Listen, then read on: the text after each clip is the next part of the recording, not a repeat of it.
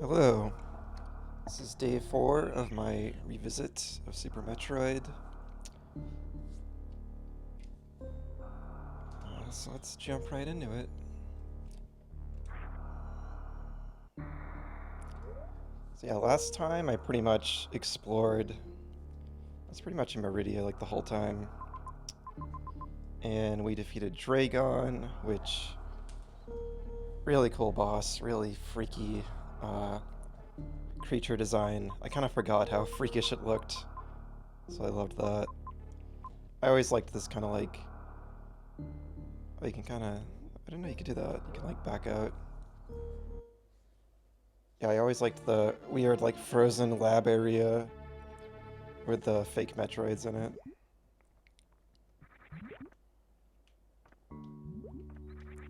So we got the space jump. I want to test that. I forgot you can kind of have like a pseudo screw attack before you get it, which is kind of interesting. Um,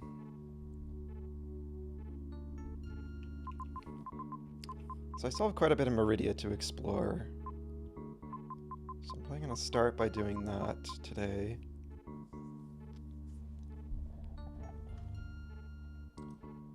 Um,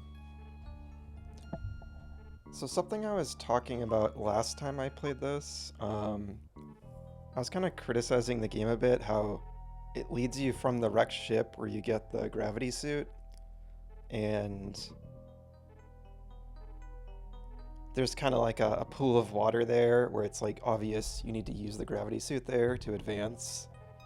And then that leads you down into that top elevator into Meridia on the top right. And then you kind of go over to the left, and then you take that big like clear chute in the middle down, which you get like a glimpse of the lab.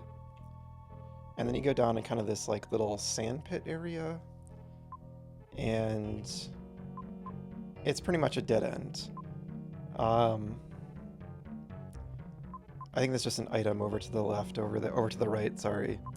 And if you go to the left, there's just one of these, like one of those shutter doors, like one-way shutter doors that has a switch that you can use to open it. And I kind of thought, like, that's weird that they guide you into Meridia, and it's like a dead end, and you gotta like go find another way in. But I kind of thought about it after, and see, I already, because I played this game before, it kind of like, I'm trying to like, take a look at its like level design and stuff and like analyze that, but my prior knowledge of the game messes with that a bit. It's not the same experience a first player will have. And I think I remember that you need to use a super bomb to break the glass tube in Norfair, I think, or Brinstar maybe. But anyways, you break a glass tube, and that's like that little cross that like it looks kind of like a D-pad down in the lower left. It's in that area in the middle. And I remember, so I originally did that first, and then I went into Meridia, and then I was like, okay, I need the gravity suit. I need to come back. But I think the design intention is most players aren't going to figure that out right away, right? It's pretty tough to figure out. I think the intention behind this design where it leads you into Meridia, but it's a dead end, I think they want you to go down that tube, see that lab, and be like, oh, I want to get to that lab. There must be a way in there. And then you come down to the sandpit area, and if you go to the left, you see that shutter door. So you know that somewhere on the left, there's another way into Meridia, and that's probably how you get into the weird lab area you get kind of like a little preview of when you go down that big glass, or that big tube in the middle. So it kind of invites player curiosity. And then if you use spatial reasoning and you backtrack out and kind of think of like, okay, I go back to the left through criteria, I go down and over to the right, you end up in the room with the glass tube and it's underwater. And that's when you have to kind of like use your brain and be like, okay, how can I break a glass tube? You use the power bomb and you figure out where to go. I actually think that's pretty dang cool, because it's again, I've been comparing this a lot to Metroid Dread. Unlike Metroid Dread, which just heavily breadcrumbs you, and like it just is always subtly, not so subtly, guiding you right to where you need to go. You get an item, you get the screw attack, there's screw attack blocks right next to you, and if you follow the screw attack blocks, it's like a breadcrumb trail. It leads you right to where you need to go. I'm not a fan of that kind of design. I thought it was too straightforward. I thought it was kind of boring.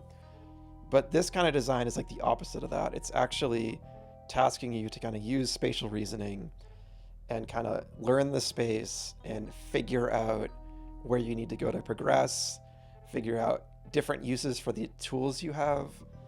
And I think that's cool. So I actually kind of, yeah, I rethought that, and I actually like it. I think. I can definitely see it tripping up some players, and like obviously everyone has their own preferences. I'm not saying how Dread is designed is like bad necessarily. It's just like not my preference for this type of game. And I just love when a game like invites the player to figure stuff out like this on their own. Anyway, I think that's fun. Something else I remembered. I feel so silly. How would you do this here? So I know that that is a shine spark point, I think. Do you... Oh, maybe it's this. No? Let's see if I can do this in this room. No, because the sand is in the way.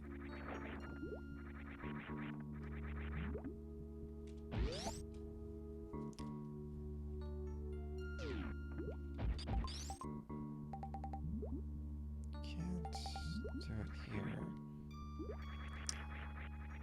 Oh, maybe it's maybe it's a wall jump situation. Oh, this is hard. Because in Dread, you maintain the speed boost when you wall jump. I don't know if it works that way in this game. That was something I didn't know about in Dread. If it was a thing in the past Metroid games, I hadn't. That guy's messing me up. Or maybe you just do this. I hadn't played one in a while, so I had forgotten if I ever.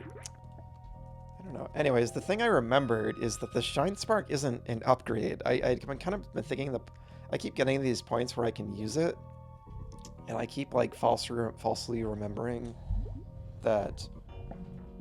Oh, that's just like an upgrade I'll get later. But no, I forgot. You find one of the little animal friends, which I haven't run into yet, and they just teach you that I think you can just use it at any time when you have the speed boost. You just press down, and it charges it. And then you get this special move that lets you fly straight upward. So I've been running to all these areas and being like, oh, I can't do that yet. I don't have the Shine Spark yet, but I do have it. Like, yeah, you just do that. There we go. So I just completely forgot about that. That's just like, that's the fun of Metroid, right? There's so many little like secrets and like, yeah, then you can do it forward too. That's right. So let's see, let's practice how you do this.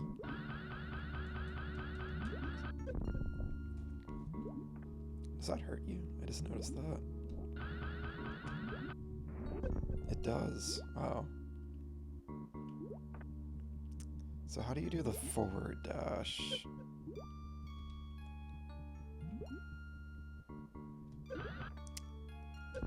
You just hold forward. Okay. Damn, I can't believe that hurts you. Okay, so I must have to charge it and then go up there. Got it.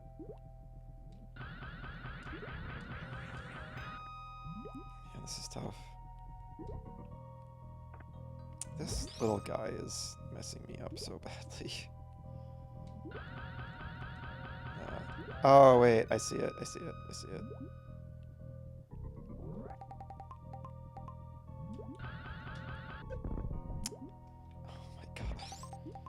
Dude.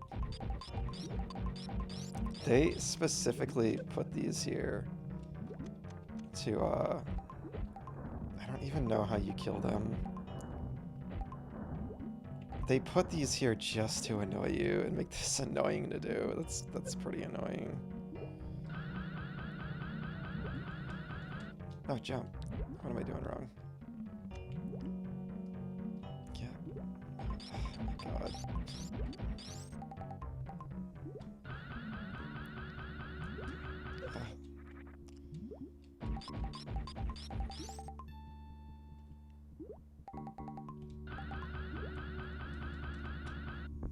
There we go. Alright, cool. Alright. I remembered that, I feel like, very shortly after I ended the previous stream. It just, no. Ugh. That is so trolly. I gotta do it again. Okay.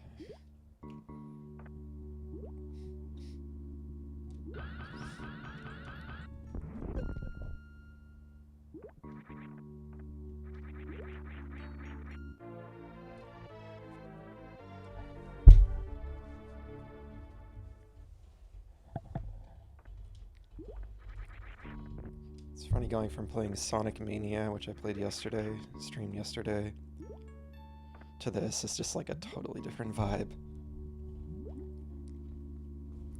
This is just like so calm and like quiet and chill.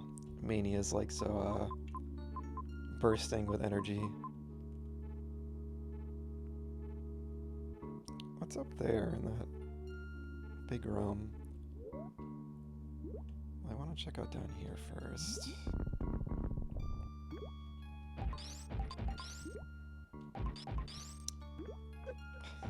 This is officially my... Oh, that's how... Oh, you just bomb them. Okay. I guess they're not bad then.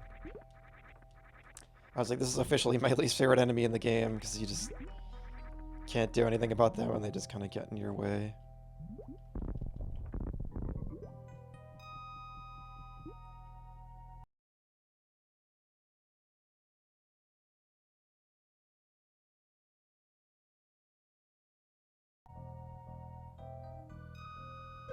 Yeah, I remember this. There's like a room. This kind of sand pit maze in the middle. I can remember, I was like, is that from a different Metroid game, or is it this one?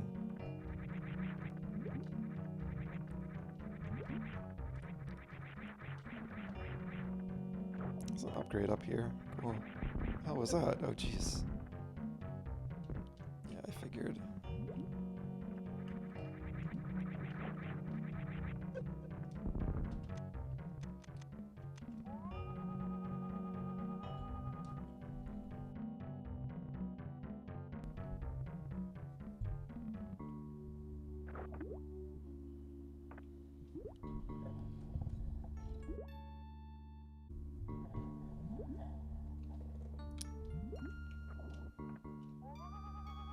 There's nothing, no point to that. That's just okay.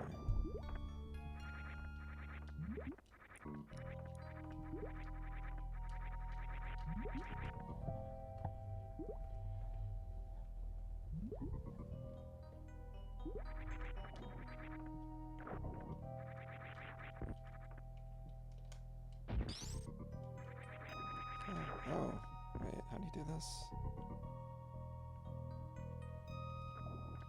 There we go. It's a little tricky. If this was like a modern 2D Metroid, like Samus would just grab the ledge and you would pop right up there. Okay, I think this is my first one of these I've gotten. I actually forgot they were even a mechanic. So I looked in the manual.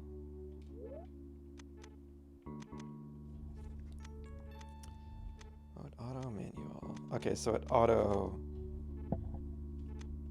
fills in when you have them, I guess. I guess they did that because they just couldn't fit enough energy nodes on the screen, maybe? Or I don't know. They just wanted to give you extra.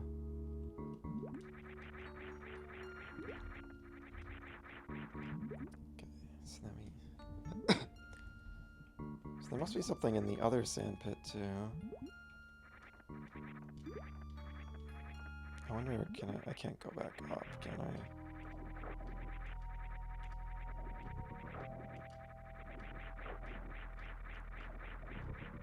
Seems like it's like pushing me down.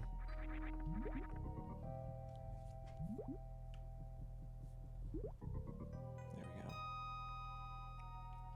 go. Back down into my least favorite area in the game. But it was only really bad when I didn't have this space jump. I think I went too far.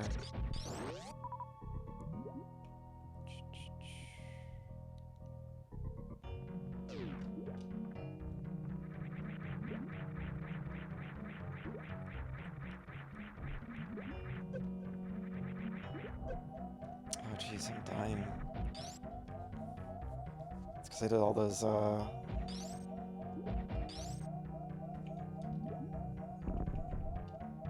That kind of sucks that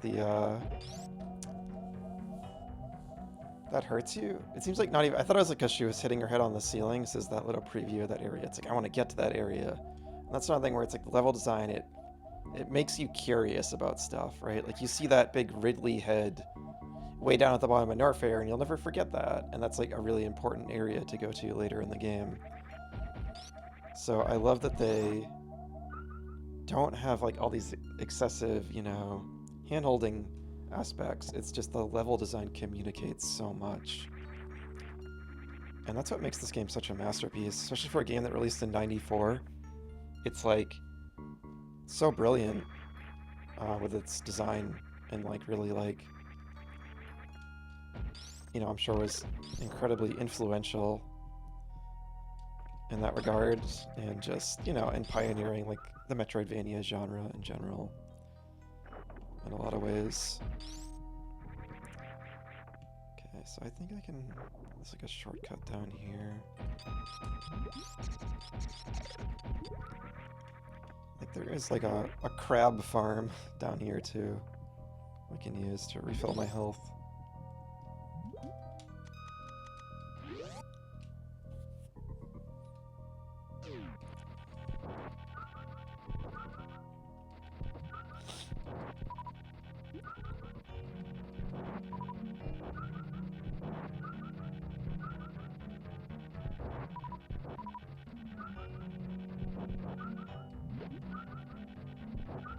I don't think I ever figured out in previous playthroughs that the grappling beam is really good for this, because it tractors in the items. I don't think I ever like figured out that little hidden usage of it in the past, but again, it's been too long. I might just be forgetting.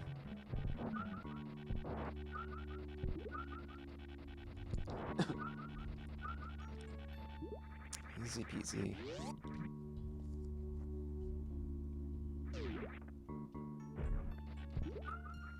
It's kind of an effective weapon. It's kind of funny. Okay, where do I want to go?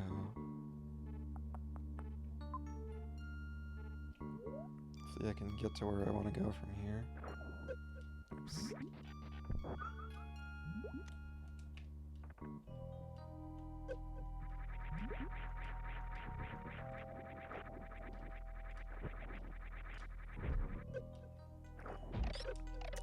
I don't love how the space jump controls in this.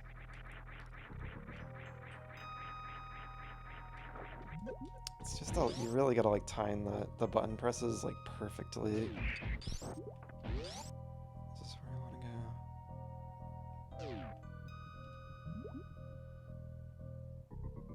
I think so. Yeah, I think revisiting that game, that's like the biggest, oh my god, this sand. Besides the sand, which I hate, I think that sand is like so awkward. I don't know why it is so awkward.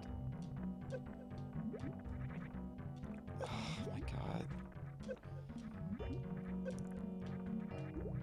Like, this should not be in this video game, right? Like, they should not have allowed that.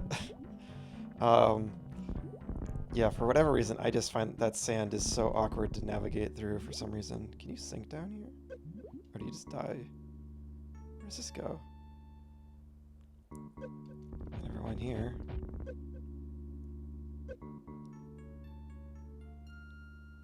Okay, that makes sense.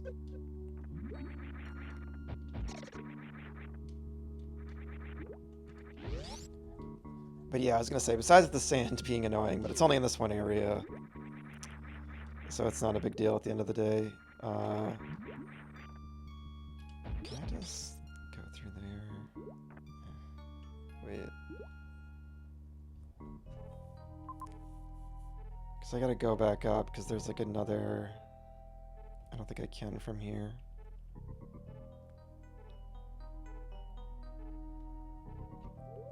Maybe I can.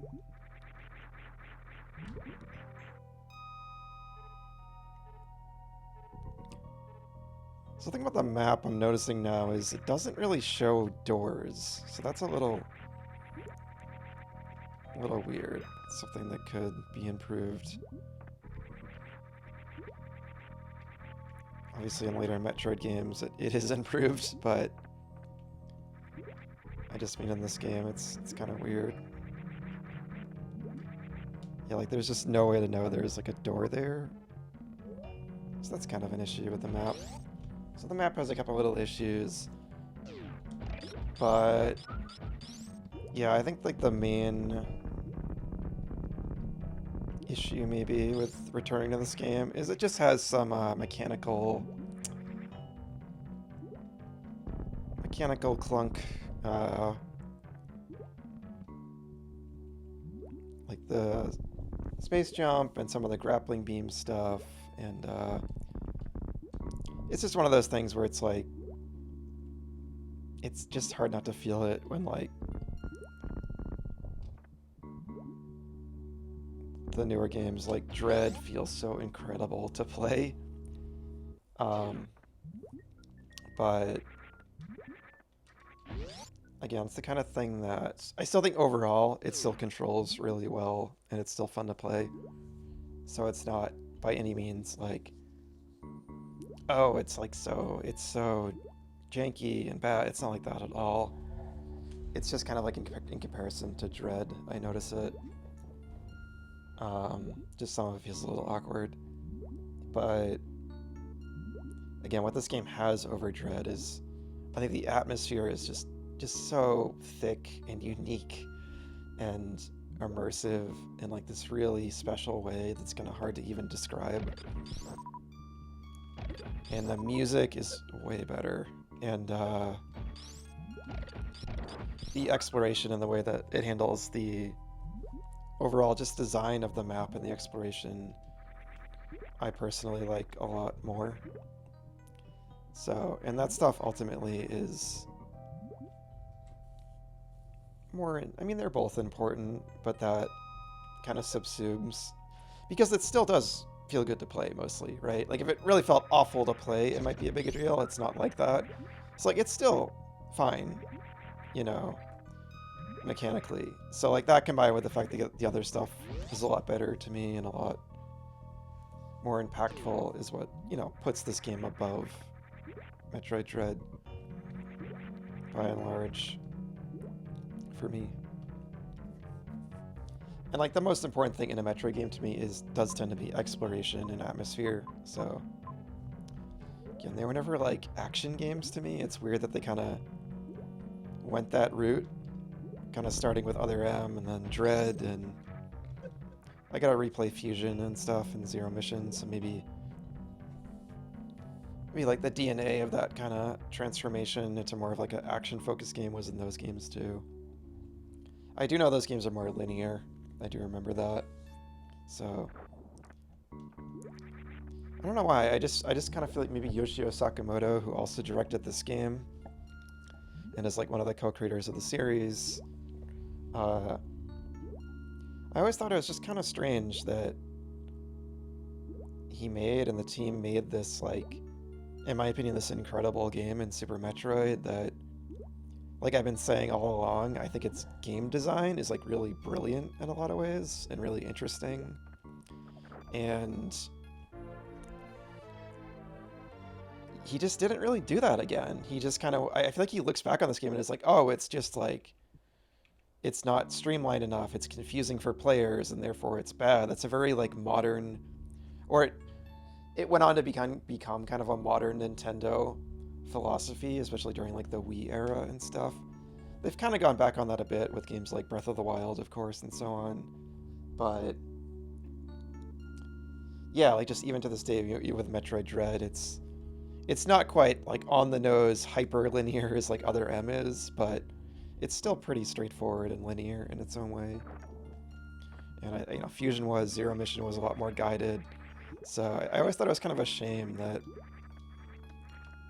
we had like the first Metroid, which was really open and kind of obtuse and interesting, but kind of annoying in my opinion because of all the energy farming and the copy and paste rooms. And then I feel like this game, Metroid 2 is kind of its own weird thing, and I like Metroid 2, but that's more of like, it kind of has like a linear progression through the zones, but each zone has exploration in it still.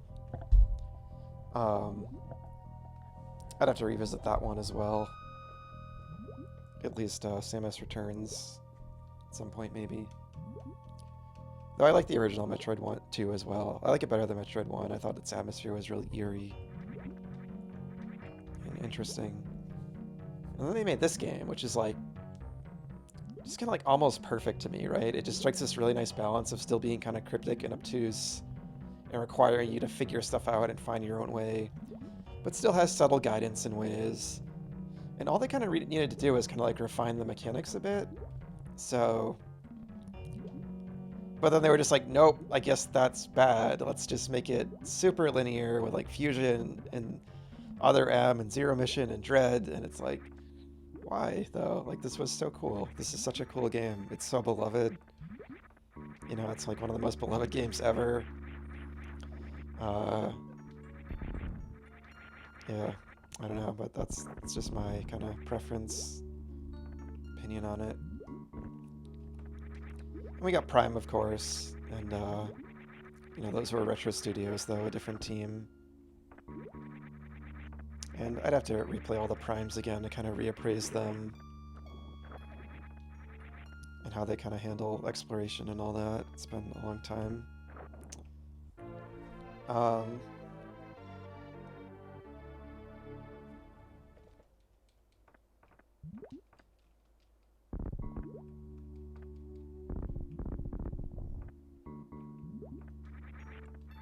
was I thinking of?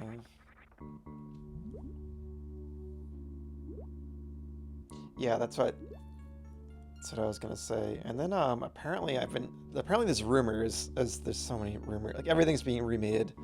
I'm pretty remake fatigued right now, but there's a rumor for a Super Metroid remake as well. And it's the kind of thing that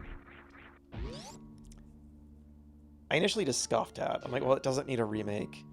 It's just gonna like ruin the vibe. Like, there's no way. The music and the atmosphere, like this game, the atmosphere in this game, it's one of those games where it's like, I feel like the atmosphere is very informed by the dated technology it was made with.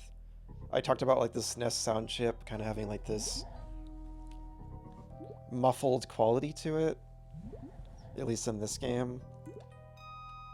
And it's really hard to quantify. It's just like the music and the sound design of this game, it's like, it's very unique to me. There's nothing else quite like it. And any kind of remake is going to try to quote-unquote modernize that, and it's just going to detract from it. It's kind of like in the Link's Awakening remake, which I do like a lot. It was never going to capture the same uniquely uncanny, weird vibe that the original Link's Awakening has because of the Game Boy sound chip. And to its credit, it made strides to do that. It has like... the composer of it uses like Game Boy like sound samples and stuff in the songs. So they did make an effort, but... And maybe they would do something similar with the Super Metroid, but yeah, I just think something will definitely be lost. But at the same time, after replaying this now, I'm more open to it because if they do really put a lot of effort into trying to get the atmosphere as close as they can, kind of like in leaning into like the stuff, like if Mercury Steam did it, I could see them doing a lot of cool things with the environment, like making it like even more detailed and everything, because that's one of their strengths in Samus Returns and Dread. The environments are like really detailed in the backgrounds.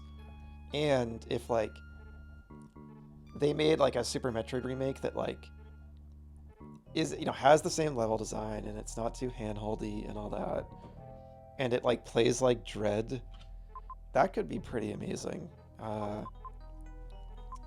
And there's something to be said about, I think I said this in an earlier stream, part of the clunkiness of this game, part of it kind of fits in a way. You almost like feel the weight of Samus's suit in a way you don't in Dread, where you're just kind of like this flimsy, like space ninja flipping around everywhere, and that's super fun. But I kind of like the clunkiness a bit in this because it kind of feels a little weightier. There's a bit like of a weightiness to your movement, which is kind of interesting. But still, just I could picture still like it could turn out pretty cool, like just in a way where I'd appreciate it and the original both in their own terms. But yeah, like having this world and this level design and this exploration, and if they make strides to replicate the atmosphere, but like it plays like Dread does, and you know, is like super like smooth and fluid and all that, like it could be cool. So yeah, I'm mixed on it, but, and I am remake fatigued ultimately, but I definitely want to see more new stuff rather than endless remakes. But I'm a little more open-minded about it than I would have been previously.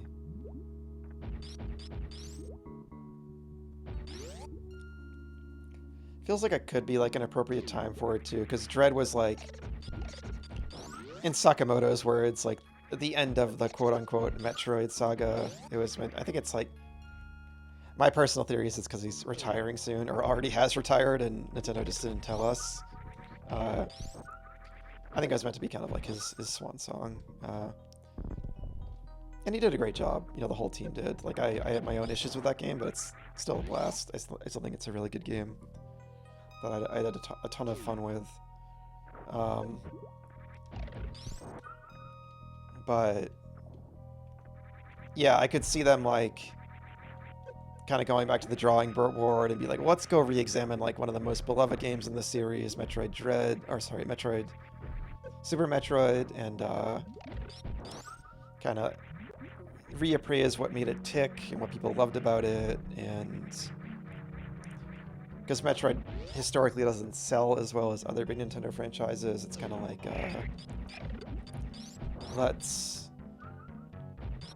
it's like what they're doing with the new Star Fox remake and Ocarina of Time later in the year. It's like, let's reintroduce new fans to the series and that whole thing with like, arguably, you know, one of the most beloved games in the series, like probably this in Prime, I would say. And they already remastered Prime, so all the chips seem to line up that I could definitely see it happening. Like next year or something.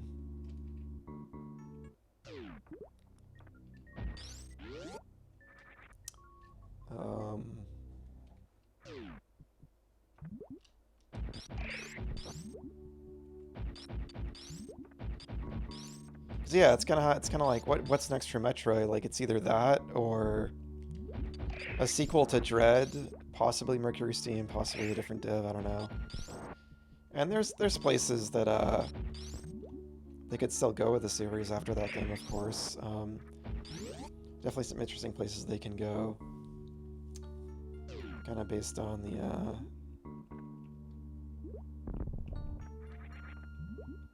ending of that game, which I won't say in case anyone else out there watching and, you know, loves Super Metroid but hasn't played Dread necessarily.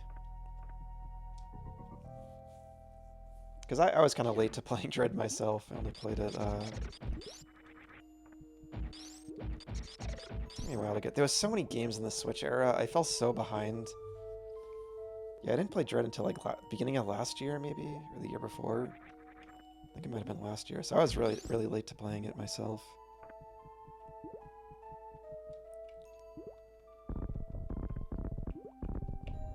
Again, I love Metroid, but it's also like not. It's not like my Zelda. Like Zelda is the game where I'm always like I gotta play it like day one. Typically, Metroid is always kind of like I want to play it as soon as I can, but sometimes I get a little behind with the series, I guess. Like I haven't played Prime 4 either, mainly because I don't have a Switch 2, and I would want to play the best version of it if I played it. But yeah, so it's either like a remake or a sequel to Dread, or Prime 5. But Prime 5 is, you know, Prime 4 didn't get, I know it didn't get the best reception, and I don't think it sold really that well at all. I think it at least broke 1 million copies between both versions, but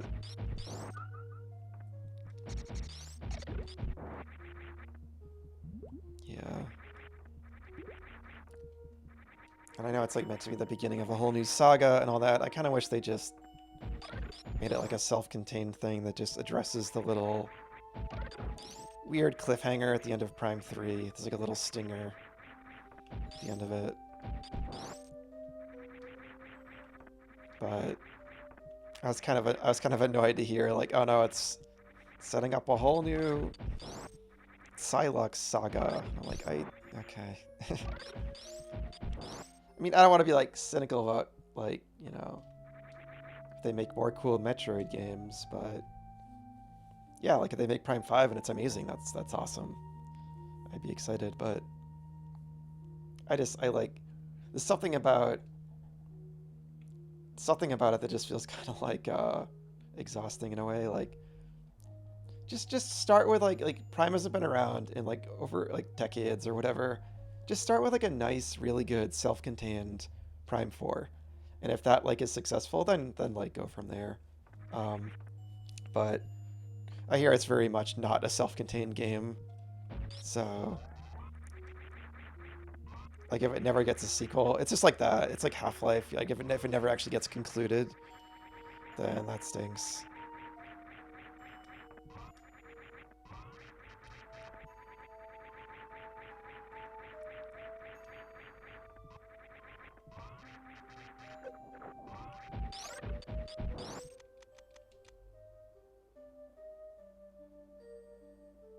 I love this music.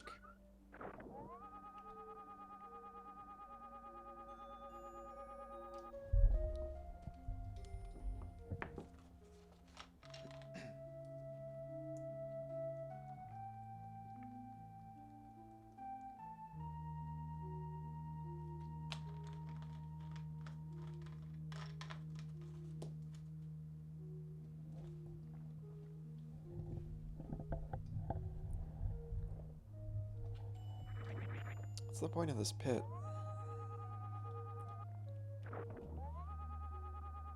That's very funny.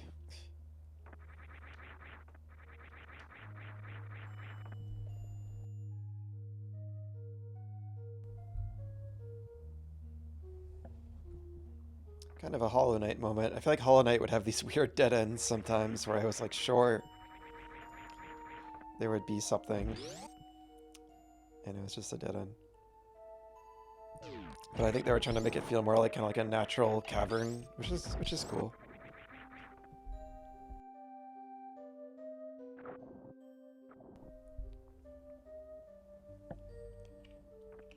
And that's not a knock on Hollow Knight at all.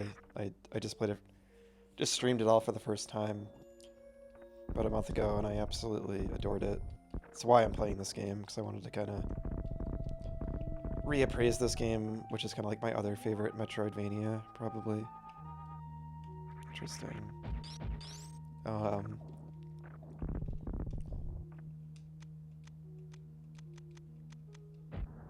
Yeah, and like the grand majority of the time, like you were constantly finding interesting stuff in Hollow Knight. That's why I loved it so much. The exploration was some of the most rewarding exploration I've ever experienced in a game. Yeah. It's like up there with like my favorite Zeldas. It's like that game, Breath of the Wild, like Link's Awakening, Wind Waker. Um, yeah, I had to think about it. Like my favorite games, games that I think have like the most rewarding or most gratifying exploration, and it's not just like you're not just finding like loot, like you're actually finding like substantial, like interesting things that either like expand the world or the lore, or just like a cool character to meet, or just a cool thing to find, or just like an interesting location. Like Hollow Knight was masterful at that, pretty much. It had so much just cool thing, constantly discovering like cool, surprising things. I loved it. Oh, okay. I just wasn't. Okay. This is like a little ledge. I wasn't jumping through. That's funny.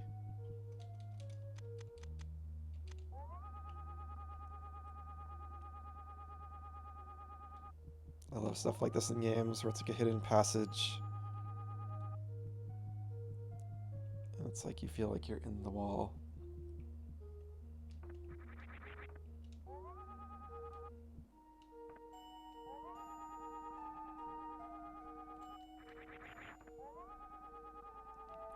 I really appreciate this like freezes time. It doesn't make sense, but it's a good little gameplay concession because it might be like annoying to use otherwise.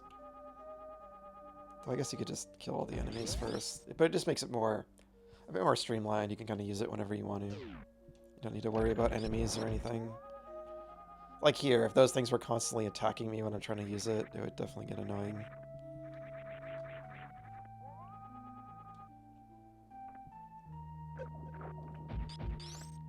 Oh, cool.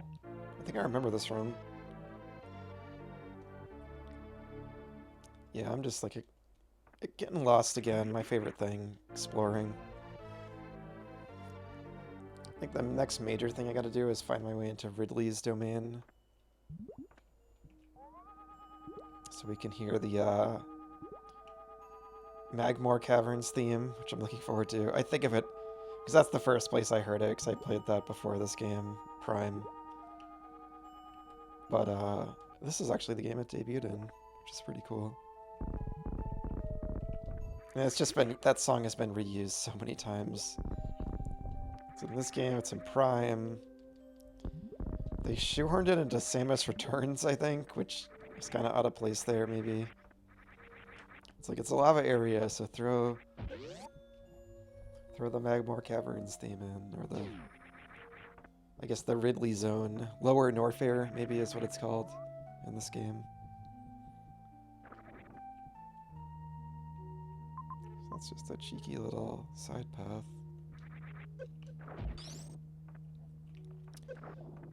This game, it's just so fun to... Like, this game isn't quite, like I said about Hollow Knight, where you're just, like, finding all these, like... There's not, like, NPCs in this. There's not a lot of stuff like I was talking about in Hollow Knight, where it's kind of like these interesting little set-piece moments you're constantly discovering. There is that in this game to an extent. You do kind of run into some stuff that's just kind of like a weird mystery or something occasionally, or like you'll find like weird little environmental storytelling moments, like that kind of corpse outside Kraid's boss room of like a space marine or something. But it's still just super fun to explore and like find all the upgrades and everything. Again, I just love the vibe of the world so much. So we gotta go down? Was there something up here I missed? I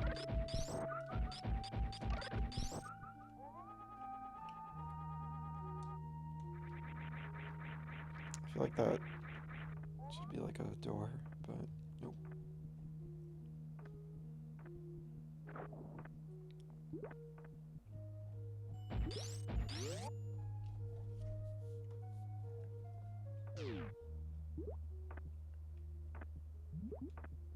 I love the little bubble sounds.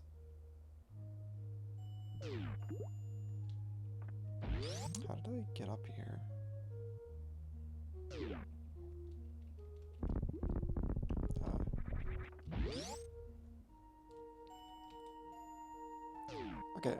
So now we're back in the place I didn't really fully explore. Let's get this little square. Always love filling in a Metroidvania square on a map. Very satisfying.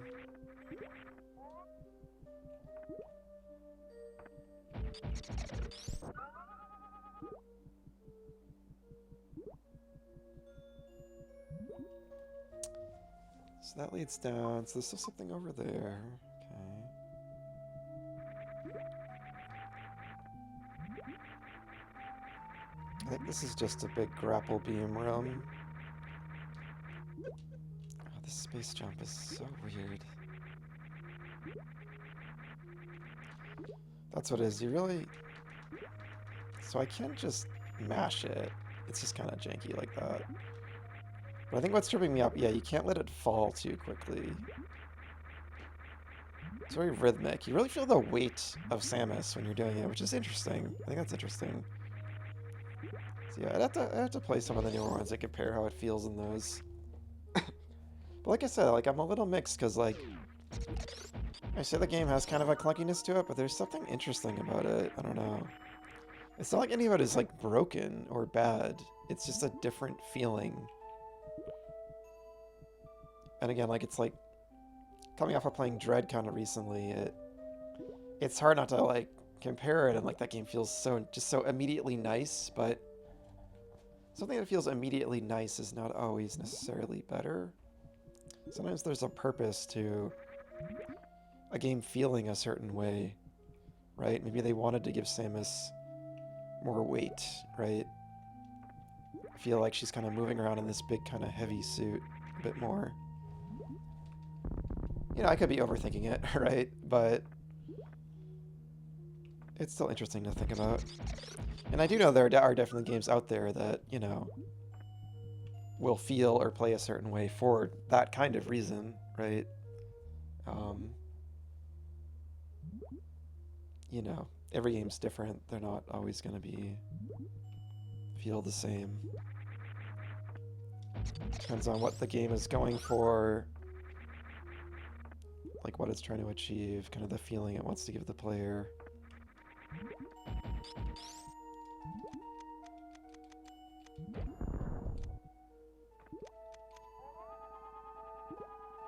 Okay, one of these. There were so many moments in Dread when I like would see that symbol and be like, how the hell? Like what? And again, that was before I kind of realized all the speed boost tech, which the game, again, this game, and I haven't encountered them yet, but it has the little animals that kind of teach you the tech in a non-verbal way, and I always thought that was so cool. And Dread kind of needed something like that. Unless it had it and I just kind of missed it.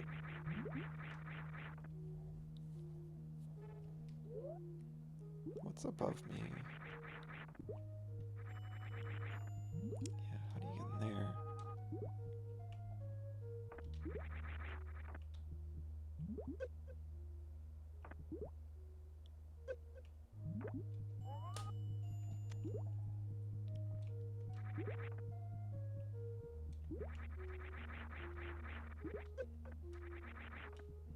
Here we go. Where does this lead? I think that's a room I've explored.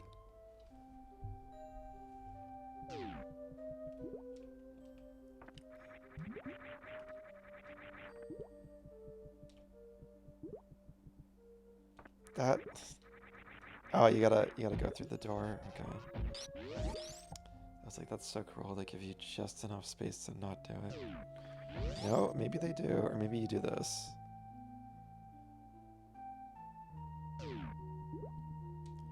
Why would they do that? That is so messed up. Like, that looks like it's perfect. The perfect little area to do a speed boost. And they give you, like, just enough room to not do it.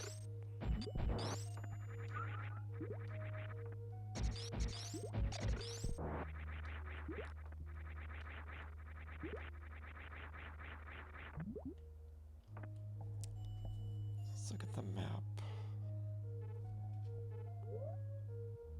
some tech I'm missing here. Maybe here.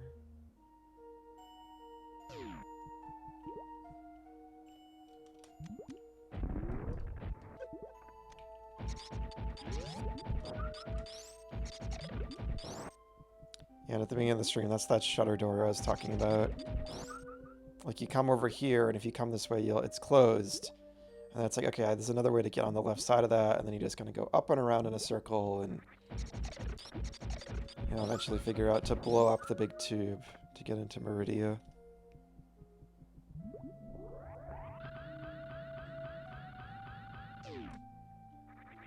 I gotta do it before I go on the door.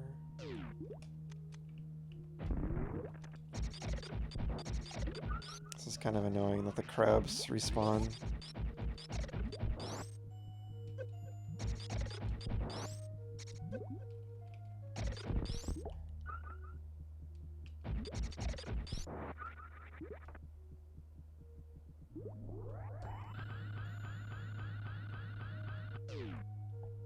So where is it? It's like here.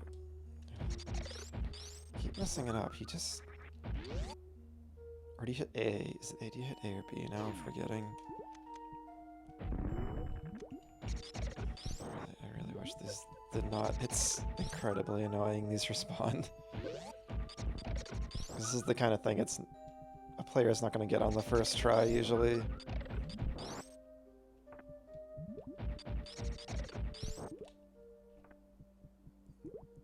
Test it. Okay, you gotta be standing up, and then you press B. Or you don't have to stand up. Okay, you just press B.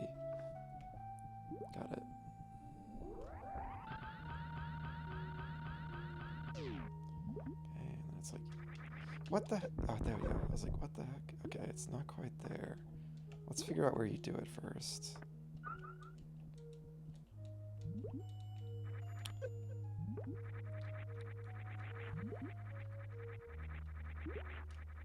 This is an interesting little puzzle. So it's right here.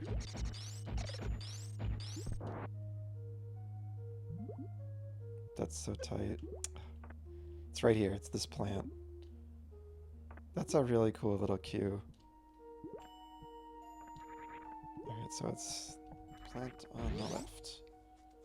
I think we got it.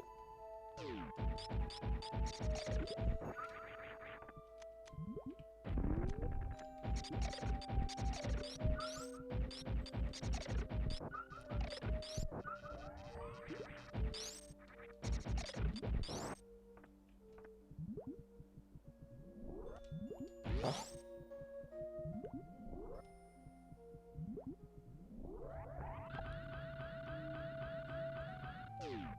Oh, I didn't. I'm like mashing down as I go through the door. Maybe it's not. It was working before, but maybe it's... Maybe I kind of just got lucky. I should activate it before, maybe. Before going through the door.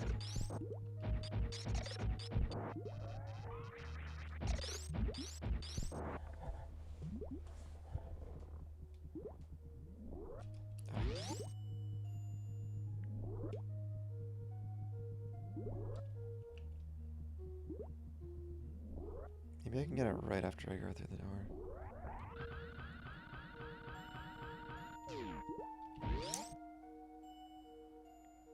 Maybe if I just hold down going through the door.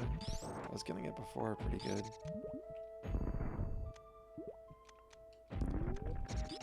I'm gonna run out of missiles too.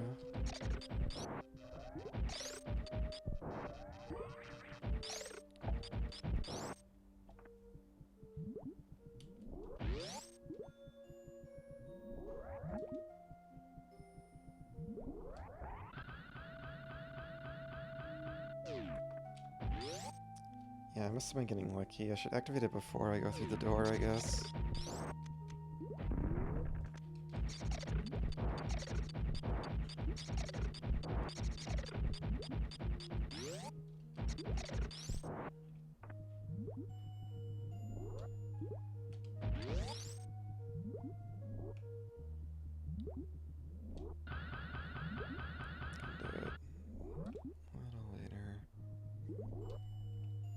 This is kind of awkward.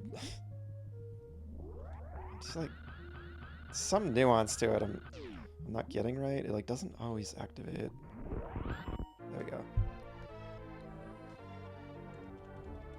You gotta like press down in like the exact right way or something. I don't know. It's kind of weird.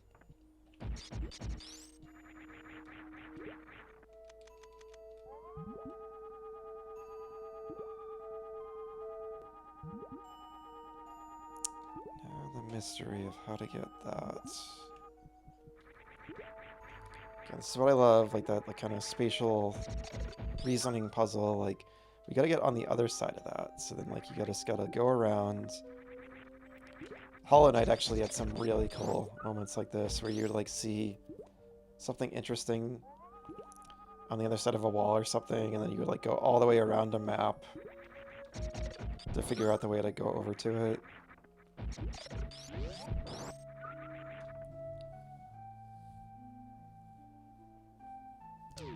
There was one moment in the game in particular, so like quick spoiler for Hollow Knight if you've not played it.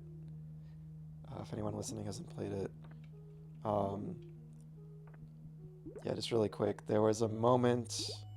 Yeah, so mute it if you haven't played Hollow Knight, but I'll be vague as I can about it, but there's like a hidden area kind of, and it's hard to find the entrance to it. And in order to find it, that's kind of what I had to do. There's like clues to like how you might get inside that area, and by just kind of like paying attention to the level design and where the logical entrance would be, I kind of found the hidden entrance, and it was so gratifying. Like absolute highlight. There it is. That's so cool. You see the little crab crawl in there. I love that so much. That's amazing. Yeah, that's your clue. You see the crab go in there. That's awesome. See, this is the kind of secret I just adore so much. You know, it's the kind of thing I feel like some people might call cryptic, right? But it's like cryptic to me is like Castlevania 2 on NES, right? Where you talk to an NPC and they say stuff like, hit Deborah Cliff with your face to make a hole. And what they mean by that is you kneel down in front of like a cliffside and something happens, right? Like stuff like that is ridiculous. It's funny. I appreciate it on that level. But that's cryptic to me. This is a puzzle, right? Like I used the scope, I figured out where the entrance was, I kind of, you know, thought about where the entrance would logically be in the environment, and then the game gives you a nice little clue with the crab going in there. I think that's cool. And it's just a hidden item too, so it's totally optional, so it's okay that's tricky to figure out.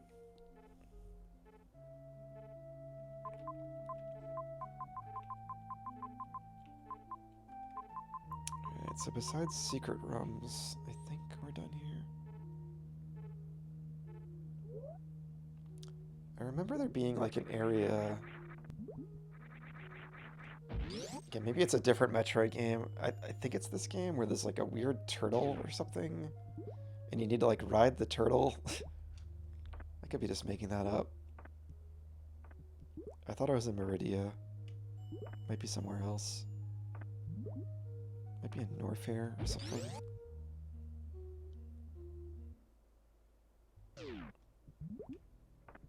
Ah, my favorite song. Alright, so we cleaned up Meridia, as far as I know. So I'm going to take my first quick break, and I'll be right back. Alright, I'm back. It's just nothing like the atmosphere in a Metroid game. Just the music and the sound design, it's just so special and so good.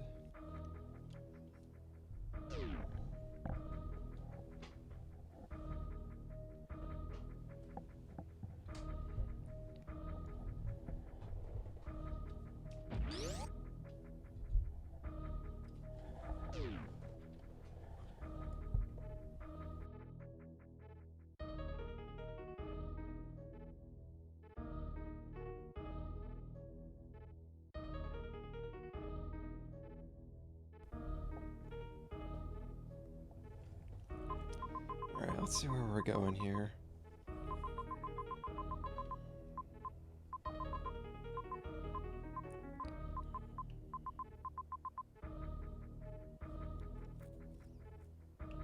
Got some little points in Brinstar to check out.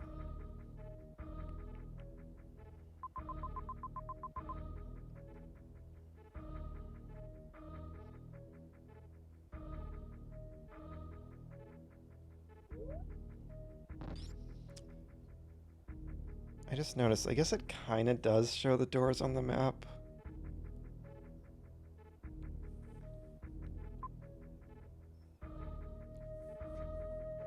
Maybe it's like the areas where there's 2 rooms attached. Well, let's see, maybe not.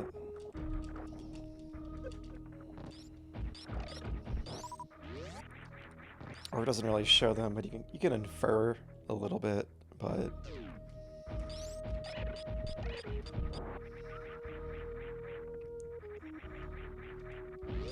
definitely doesn't show you like what type of like beam door and all that type of stuff, which later games do. But that hasn't really been a big issue, I would say. Even if it is kind of nice to have that.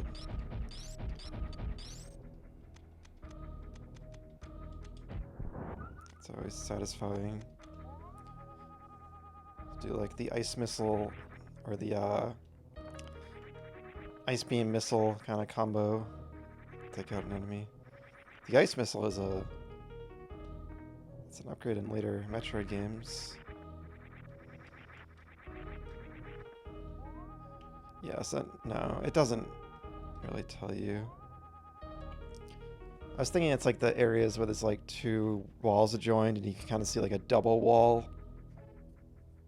If you know what I mean. But no, it's just...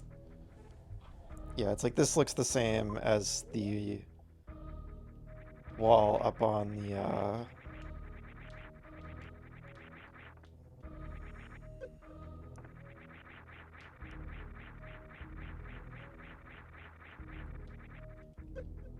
can't even... What if I do this? I don't know if that works.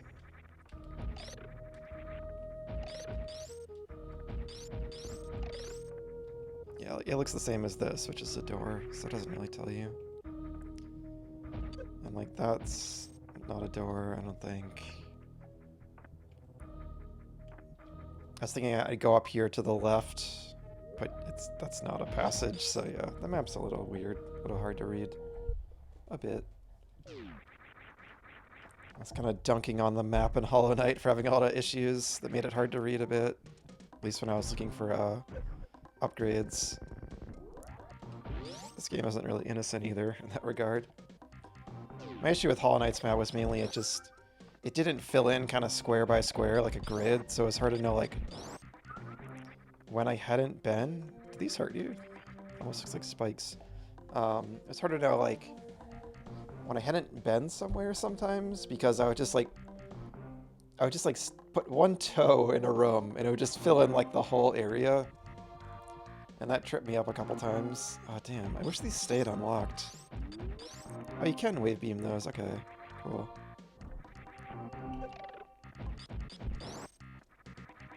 Maybe it's like the spazer that lets me shoot through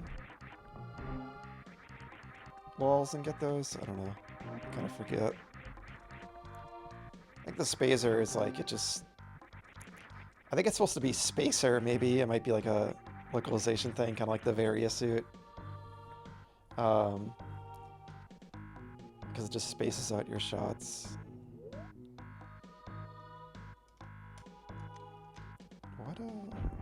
What's in here?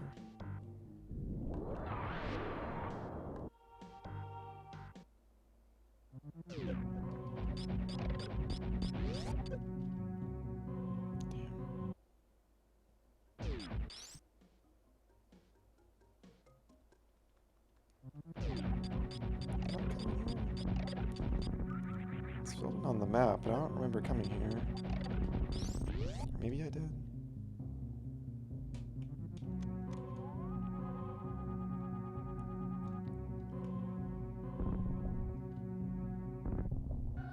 Yeah, I did. Okay, never mind. This is like the music of old Brinstar from Metroid 1. Which is cool that they kind of have that, like the environment for Metroid 1.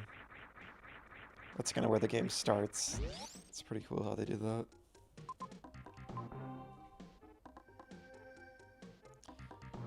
Oh yeah, and that leads into... I think there is an upgrade actually hidden over there. I did want to go back to this area.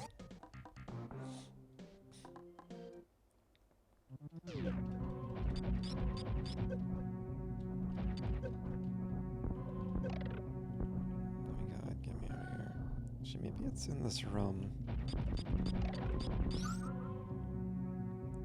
Yeah, so that area in the middle is like where original Metroid 1's Brinstar was.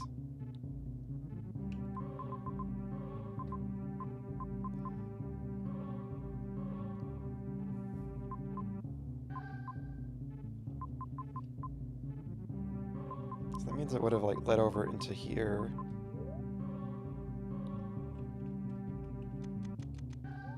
For like the rest of Metroid 1's map.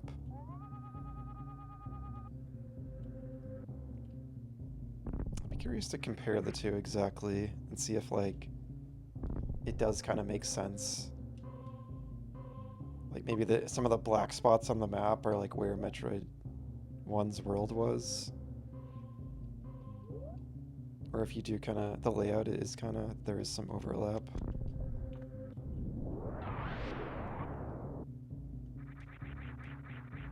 So that's where we got the morph ball. The little security camera's gone, which is interesting. I guess they didn't want to like confuse players by having that activate again. Yeah, there is an upgrade on like the ceiling somewhere around here.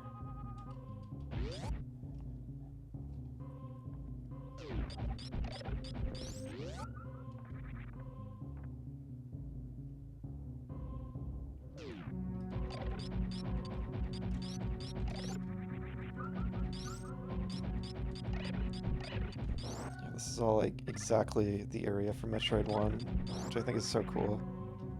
I think it's right there. Yep. That's like so incredibly well hidden. Maybe that was the thing in Metroid 1 too. They're kind of replicating. Can I just jump into it maybe? Yep. Energy tanks are always like the most exciting upgrade. I just remembered that. It's hard to forget because it's just like so well hidden. I don't know how I found it originally unless I looked it up or something. So yeah, I think in Metroid 1 this would keep going over to the right, so I don't know. I'm curious if those places on the right are also... I don't think they are, because that's like the red soil area. I was curious if they're like also in Metroid 1. So this is something.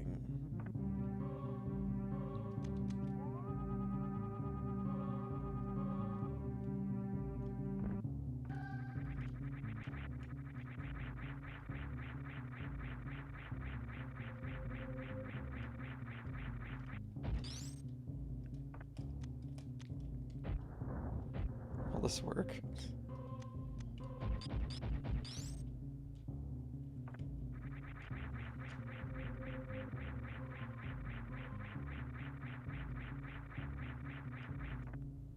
Unless...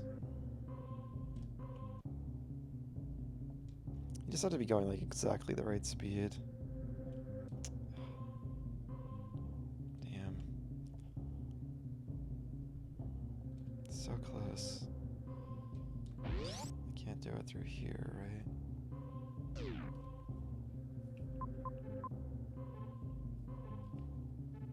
Maybe from criteria or something?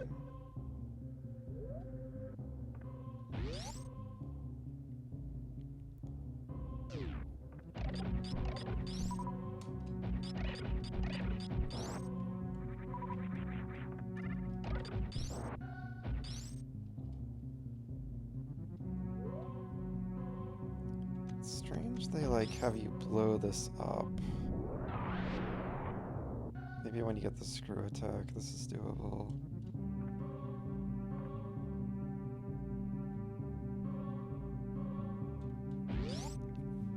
I don't know. I'll come back to it.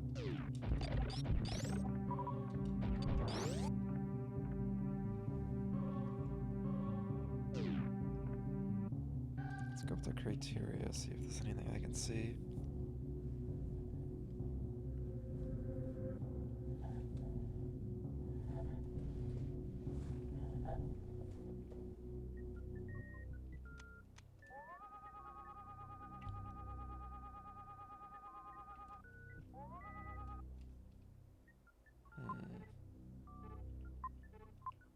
Kinda doubt it. There's some stuff I can do up here. May as well.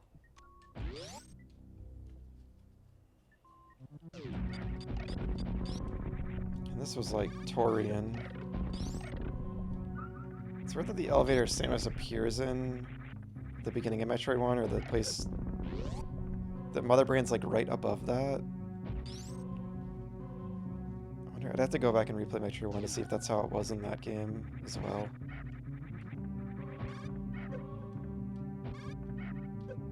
Yeah, I think it's so cool. You see like the ruins of the original Mother Brain room. I'm actually not sure on the Metroid lore if Mother Brain has always confused me a little bit, because so you destroy Mother Brain in the first Metroid. So is the Mother Brain in this? Did they just rebuild Mother Brain? Kind of like they always say with Ridley. Oh, they just like rebuilt him. Or they just like mechanized him or whatever. I'm curious, is this same one? That's what I would think. I would think it's the same one. Because they give her like a body and stuff in this game. Spoilers for the end of this game, but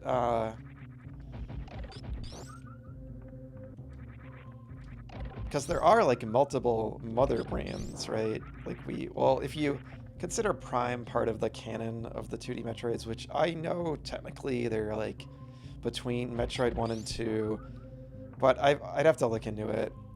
I'm not like a Metroid lore expert. I don't like obsess over it like I do with like Zelda lore, but that always just kind of shouts to me of like just marketing. You know, it was just like someone on the Nintendo America side was like, yeah, like let's fit them in, like fans will like that, but they're separate. Like they're basically separate universes. They may as well be. Again, I haven't played Prime 4, maybe that changes things, but Prime is really like Kensuke Tanabe's thing, and these games are like Yoshio Sakamoto's thing. You know, originally Gunpei Yokoi, I think, was like one of the, I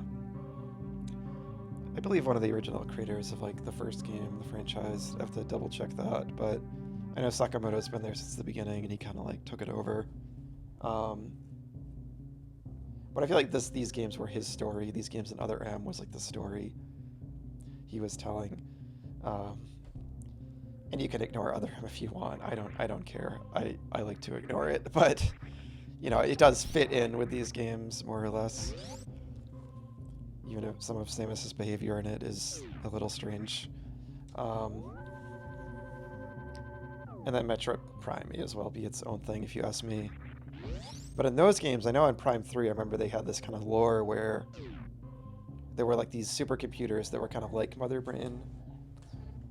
So it kind of hinted that Mother Brain is like one of those. But again, I think it's like different writers, different developers. I don't know if that was like their original vision for Mother Brain. Probably not. But then in Dread, we see a bunch of like little Mother Brains, right?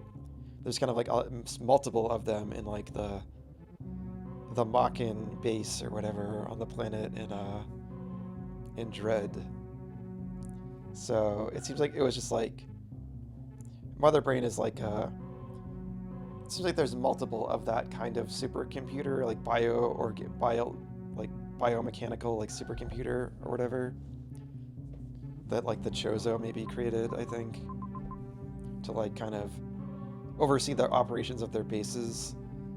I don't know why Ravenbeak and Dread needed like 5 of them, but it's just like a gameplay concession. It's a little weird to me that there's like 5 Mother Brains on that base, but it was kind of a cool thing to see, like lore-wise. But the Mother Brain in Metroid 1 in this game seems like special. Like maybe it's like a super powerful one. I was never clear, like, are the space pirates... I think the idea was Mother Brain was controlling the space pirates, but I don't know if she's, like, brainwashing them, or if they, like, reprogrammed Mother Brain. Because I think Ridley is the leader of the space pirates. But Mother Brain, like, became the leader. Again, I'd have to do a wiki dive or something. But brush up on my Metroid lore, but I like to avoid looking at wikis as much as I can. And I always like to like piece things together myself, but I'd have to like replay the whole series to do that. And then there's like the manga and everything, which apparently is also canon, maybe. Because that details how like Ridley killed Samus's parents and stuff like that.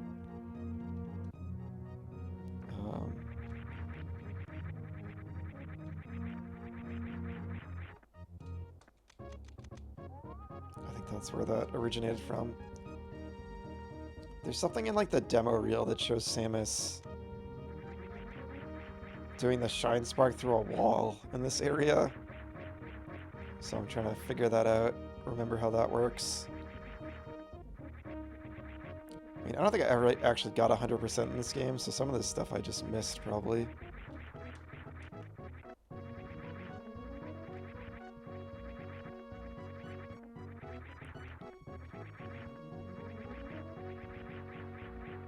Here we go. That's cool. It's probably here.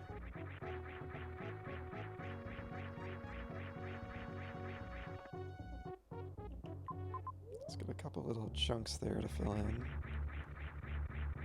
The minimap really helps on the right to fill in every little square. Damn.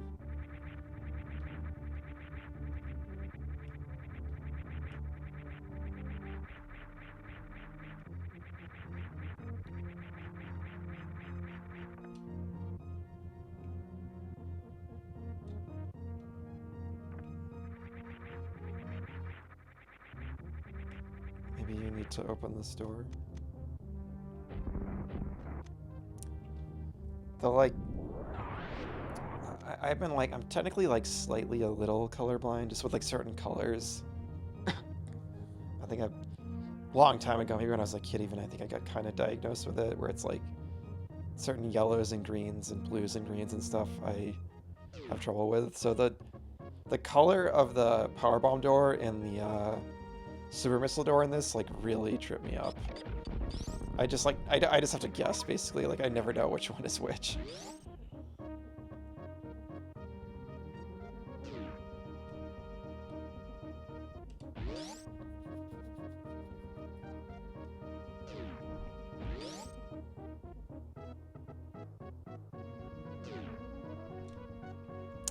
This is really tight. I kind of doubt this is a thing.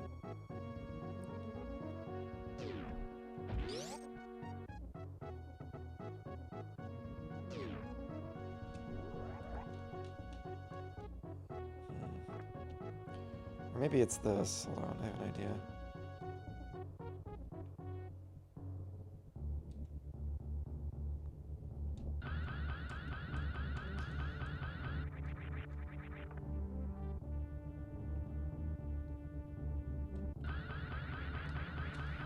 Can I just like activate it when I'm space jumping, I wonder?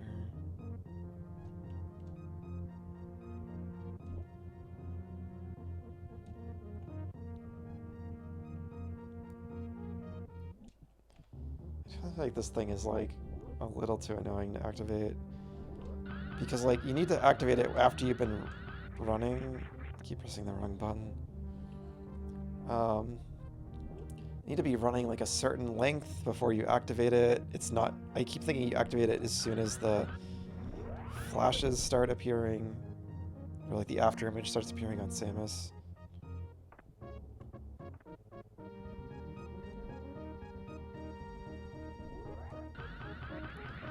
So can I just like do it in midair? I don't know. I'll have to like watch the demo. Like after you let the title screen play, it kind of shows you all these hidden little skills. It shows you like some secrets and stuff. And one of those, it shows Samus doing like this like shine spark, like horizontal shine spark, like tackling through a wall. And I thought it was in this area. It could be in another area on the surface of Criteria.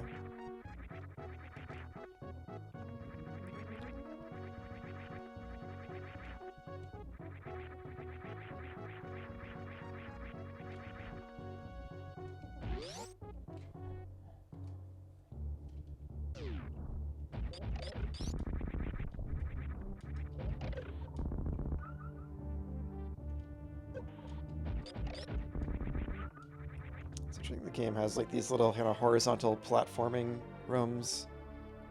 It's kind of like split up between these, the big vertical corridors, and you know, much bigger rooms. It's not quite that cut and dry, but those are kind of like the main types of rooms in the game.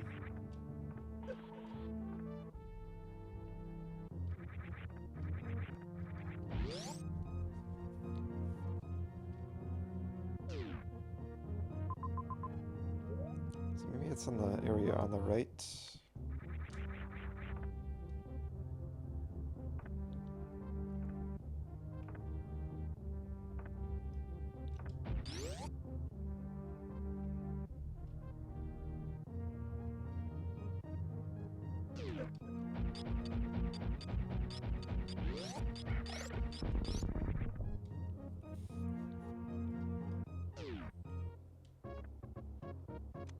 There's an upgrade here. That's weird. Oh, it's the one I already collected. Got it. I kind of wish those didn't stick around after you collected the upgrade.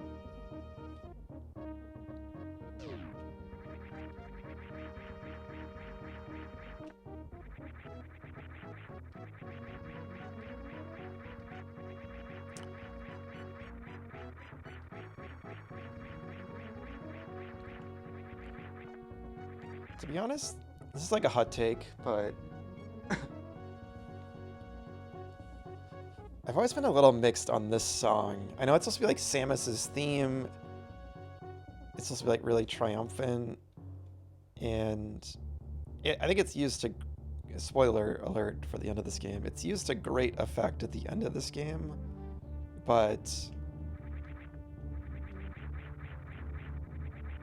like I think that moment is fantastic, and it really kind of hits in that moment, but it's always felt a little like subdued to me, or like maybe like a little out of place in the game. Maybe that's kind of the point. Like it's triumphant, but it could be more so, or I don't know. I also just really like kind of the ambience of the planet when you first land on it, but I also like that it's just atmospheric. It's the intro to the game. Everything's kind of quiet and creepy. And when you start hearing this song, it's like the adventure's in progress. And this is kind of like Samus's kind of like base camp, so to speak, because there's ships up here. So it kind of makes sense to start playing this song eventually. But yeah, I don't know. It's been a little bit mixed on it, maybe.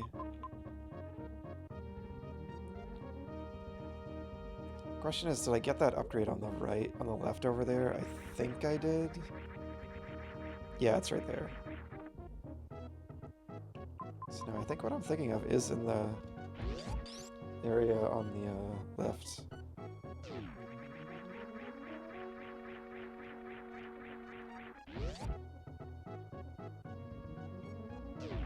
Yeah, just something about the instrumentation or something. It's kind of like, a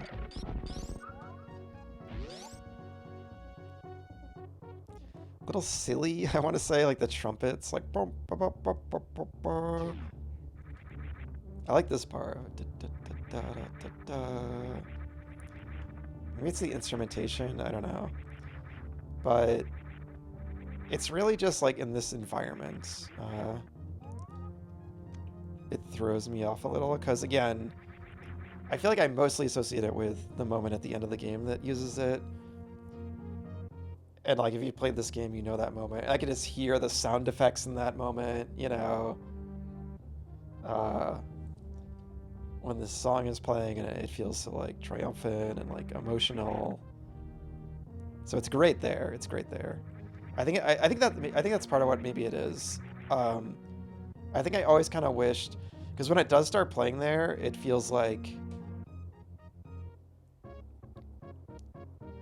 it's reusing a song. So it's still impactful, but it like maybe like in the immediacy of it, it kind of like takes away the impact slightly because it's a song you've heard before. I think if they just saved this song for that moment at the end, I don't think I'd be griping at all about it. I think it would be like all the more, even more powerful, but I guess you could also argue that getting familiar with it first and then hearing it at that moment also, you know, enhances its impact. There's different ways to look at it. I don't know. I'm just overthinking the music too much. I just kind of like thinking about the choices they made with the soundtrack and stuff. But either way, I do love it when it's used in the finale.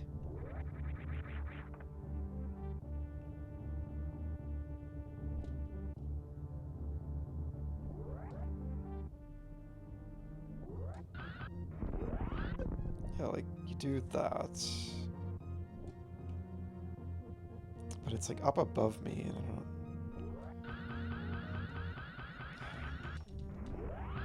It's like that, but higher up.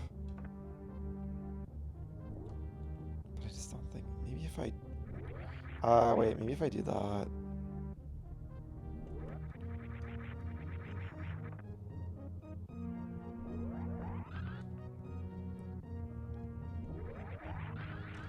Can I just like activate it? No.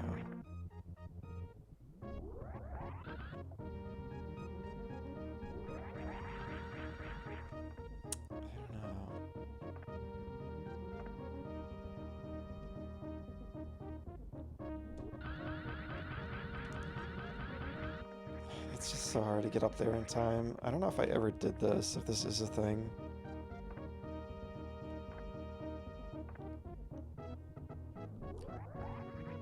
I don't know. I'll stop wasting time here because I want to make some progress. I might come back to that when I have like everything.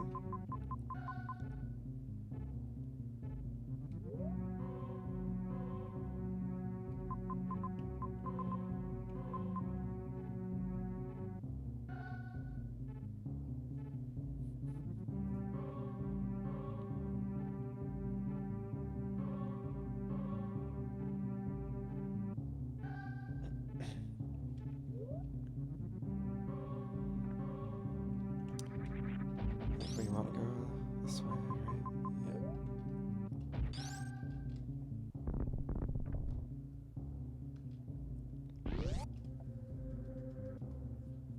Yeah. This room is very unique. I feel like there's no other area that looks like this room in the game.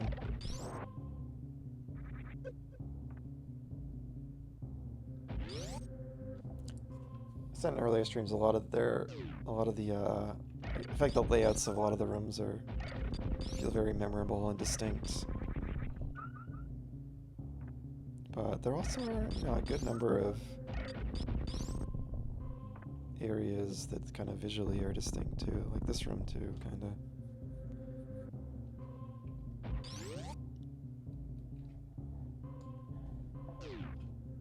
Well, it's here again too, but still, like between these two corridors, I think.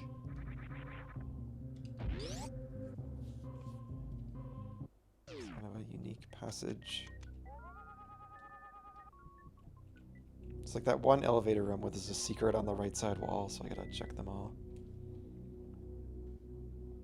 If I hear the music like fade in here, it's really good.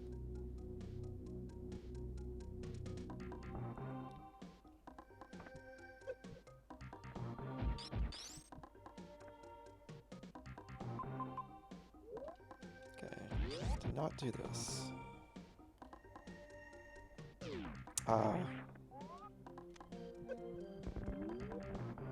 Didn't have the speed booster.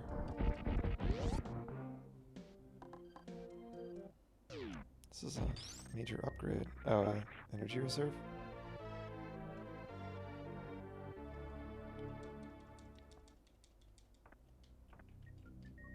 I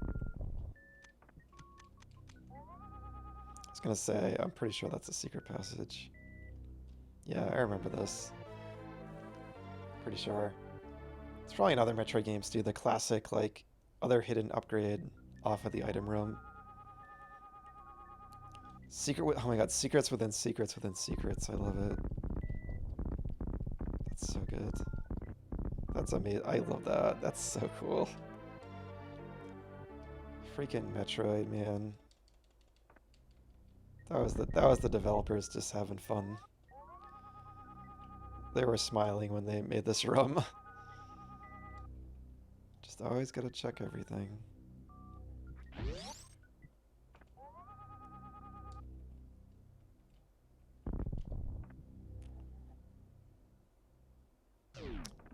It's funny, Metroid was like... So I played Mario when I was super young. I always like was familiar with Mario. Cool.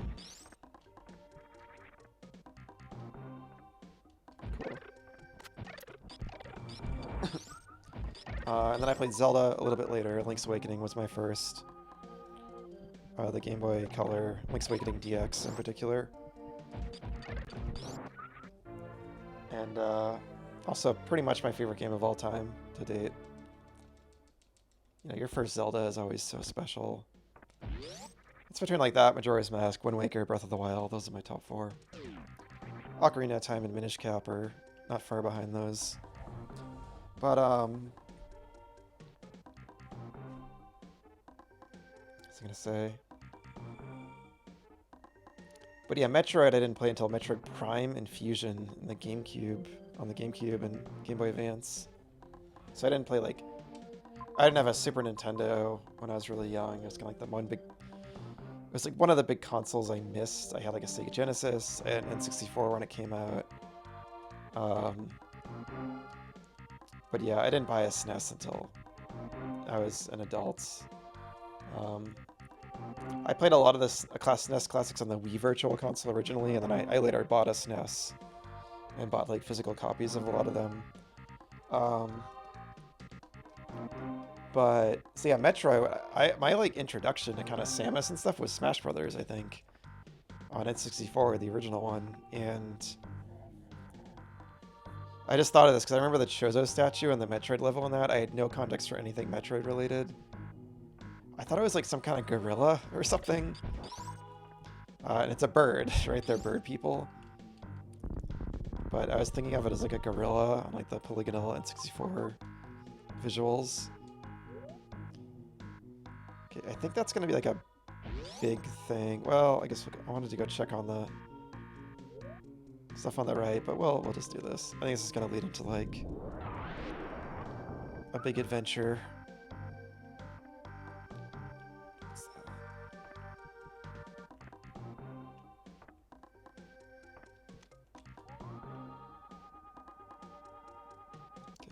That? What is this? Oh, guess we can check that out.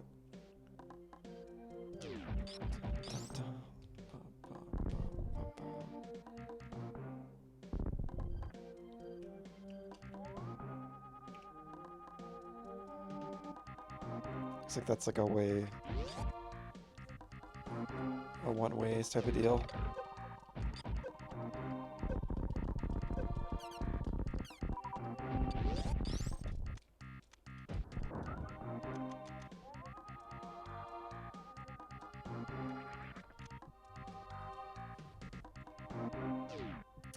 This is a very Metro-looking room. There's a There's a false floor. Yep, I knew it.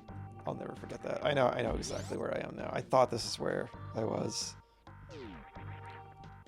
I'm at the infamous wall jumping tutorial, and I was trying to remember how to get here. I feel like I'm coming here probably later than intended.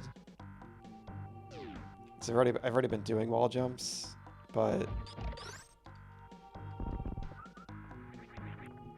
I think you're meant to come here and learn how to do wall jumps before you go back to Meridia. Because I think you need to use them there before you get the space jump.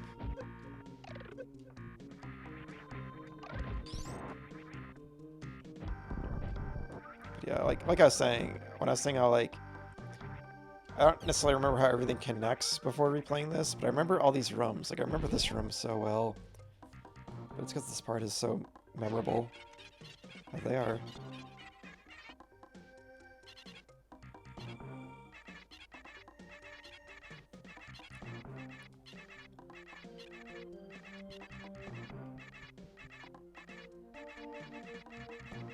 It's just such a cool little way. It's just like, can I do that too? Let's do it again.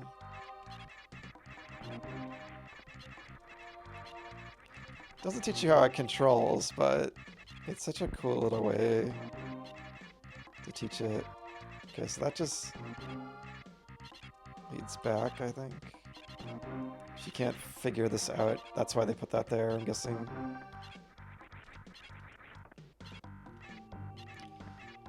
Sometimes the hardest thing is just getting into the space jump. They're pretty lenient. I forgot they give you all these ledges.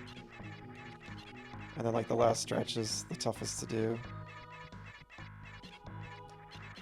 I remember, man, the first time I played this, I was stuck here so long. And this playthrough, it took me a while to remember how to do the wall jumps. But yeah, you press the direction on the D-pad first, and then you press the button. There might be a more streamlined way of doing it, but that's how I've been doing it. How cute they are. Is there something there, little buddy?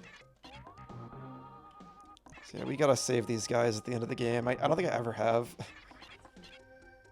Another reason I wanted to replay this, I gotta save the animals. Yeah, once you get the hang of it, it's not bad.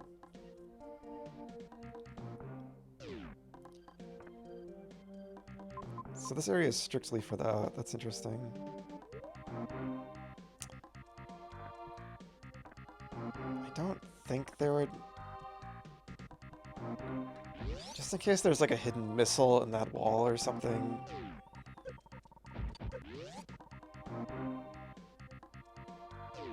Oh yeah, I gotta get this still too. Forgot.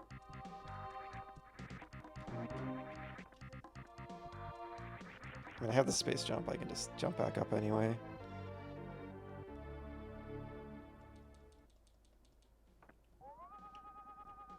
Yeah, it's just such a classic moment, that little trapdoor. Alright, that one I got it right. Yeah, like the bright green is the super missiles. I have a lot of energy tanks to find, jeez. I'm surprised I have that many.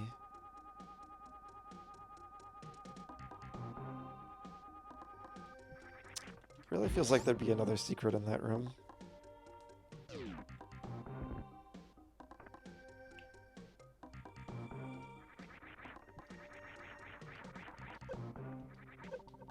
These things are funny. They're kind of like Metroids. They latch onto you and drain your energy. I wonder if there's like some lore behind them.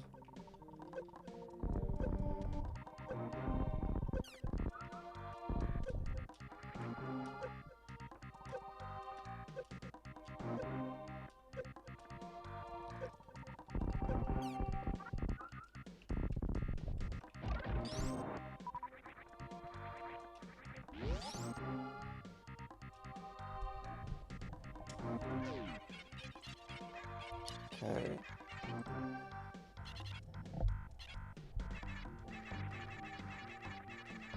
It's kind of cute if you do it with them.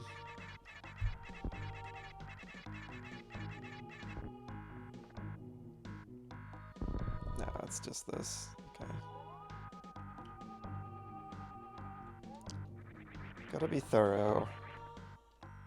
You never know.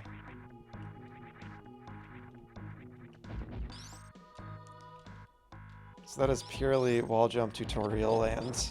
That's funny. I keep forgetting I even have the morph ball jump.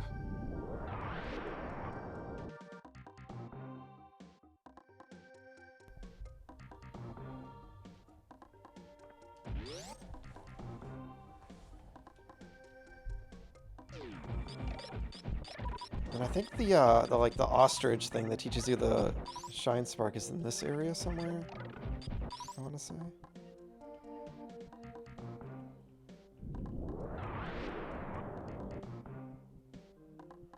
In fact, I think right here, there's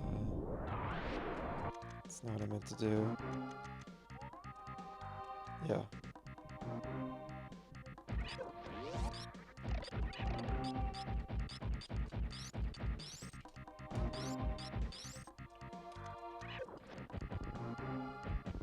Wait, those are like indestructible.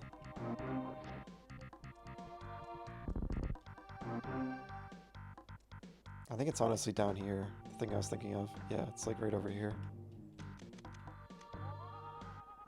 So all your animal friends live in Brinstar.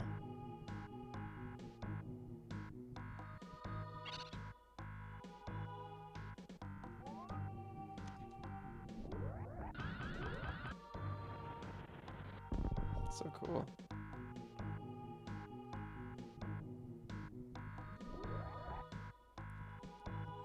So you see it run, you see it crouch, and I think this is a perfect tutorial. Like, this is really hard. Like the wall jumping, you don't quite know the button combination to press. They could have maybe, I don't know how they could have conveyed that, but so the wall jumping maybe could have been conveyed a bit better.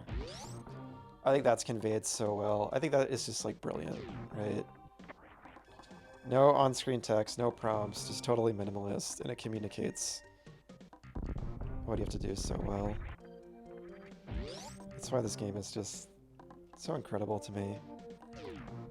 Like, on a game design level, it's just like, it's really something else. I feel like there's probably, oh, little guy couldn't make it up.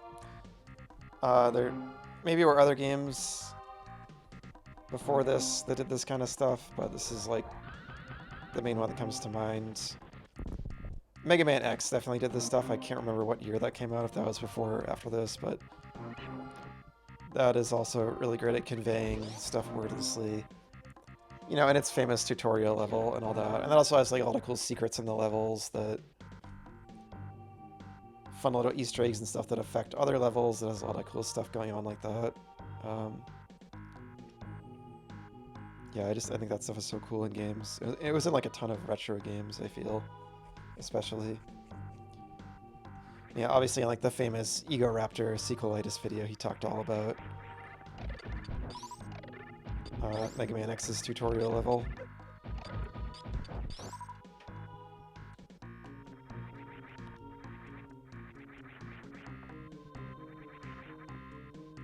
What's going on here? It's really fun to just go around hunting for these upgrades. And that is something that was also fun in Dread, right? Like, Dread definitely had that, and it had a lot of interesting, weird item puzzles to do. You use the grappling hook, I see. There's just a difference between backtracking for items and exploring to make progress. And it's the exploring to make progress part that Dread didn't quite capture. For me, as well as this game.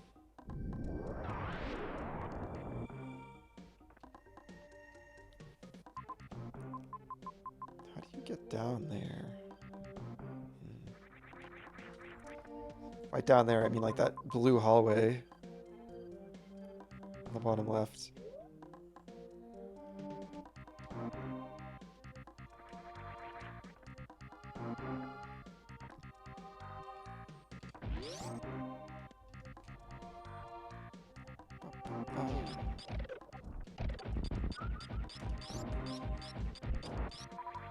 I remember this room.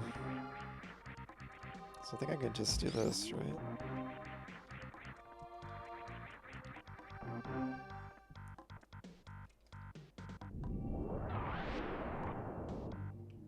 It's so weird. I don't know what actually like activates this, I wonder. Oh. Huh. We were glitching.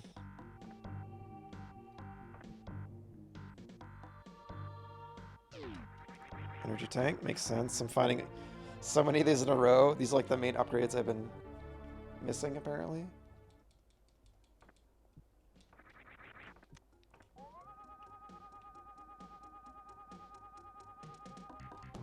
These blocks look so much like there's something.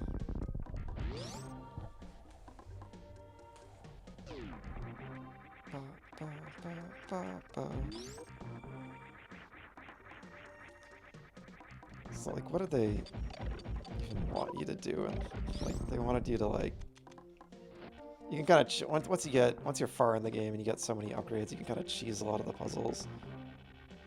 They wanted me to like do this. It is fun how you can do this and then get on top of it. What's the deal with this? I think it's just a pit for you to fall into.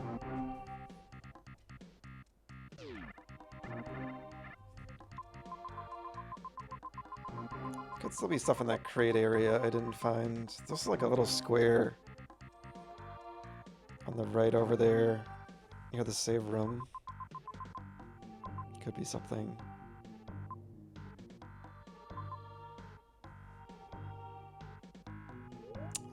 I wonder how you get down there. Don't remember that.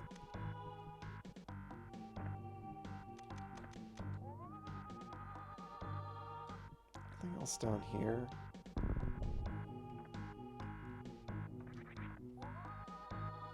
Aha. I never did this. This could be it.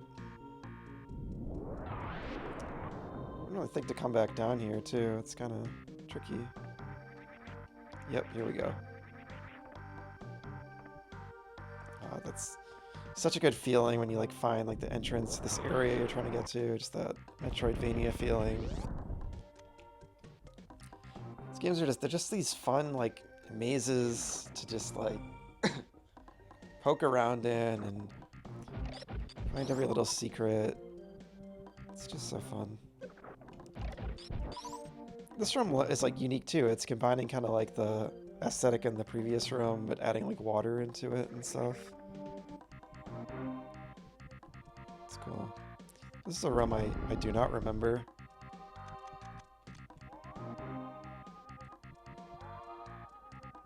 I see.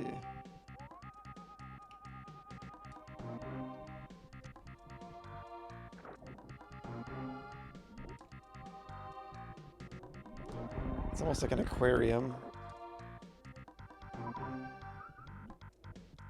All the little critters down there.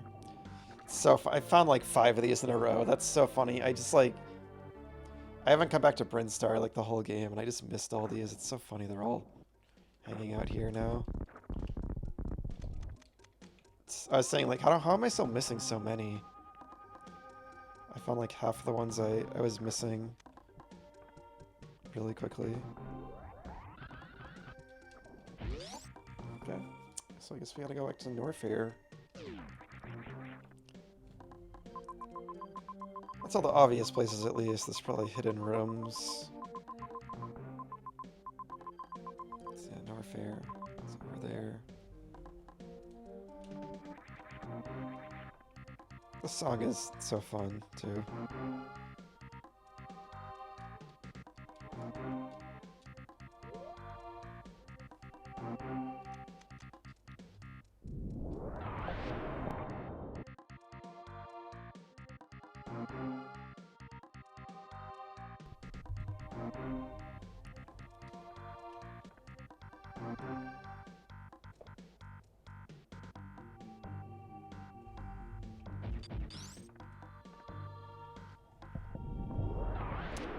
I keep forgetting to turn those off.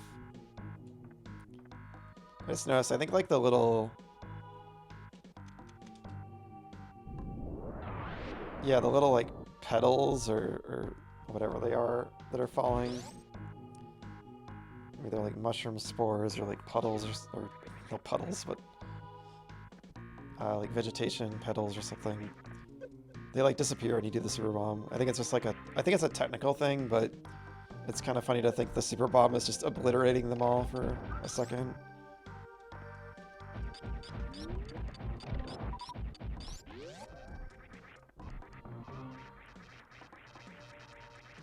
It's funny just like running and shooting at the same time. Samus is just like this unstoppable tank.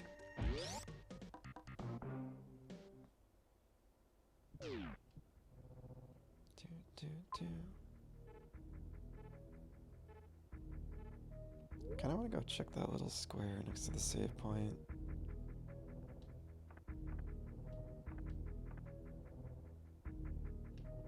Maybe I will later when I'm just hunting down the remaining items.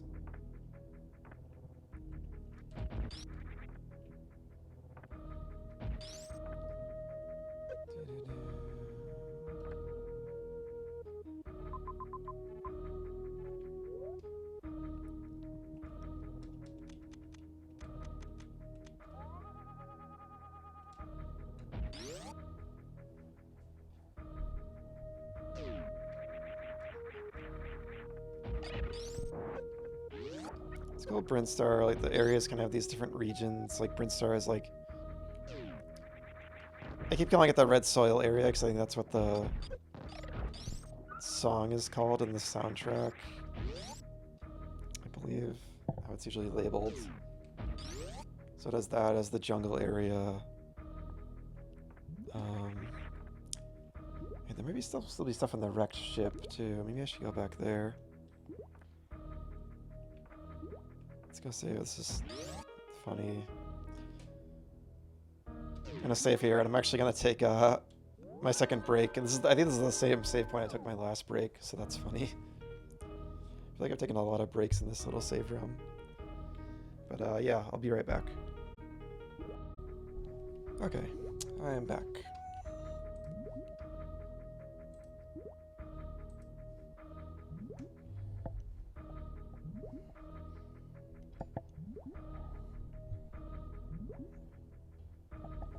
Okay.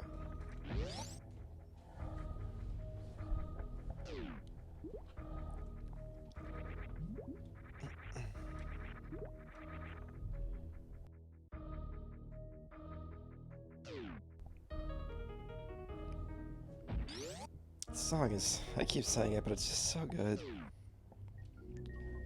Like when the piano part kicks in there, it's just so layered and good.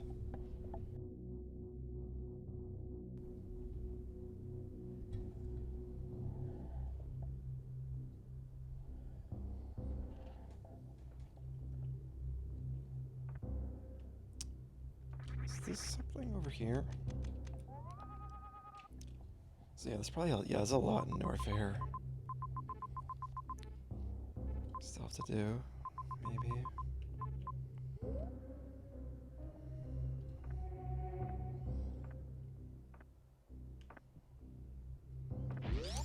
Like how subdued and for I don't really need to save again. Well, can I get to the room below me from here? I love how foreboding and subdued the music is here. It's kind of like the most quiet song in the game, but I think it works well for like the lowest area of the planet. Well, besides the Ridley zone. And it feels really special when you kind of get there.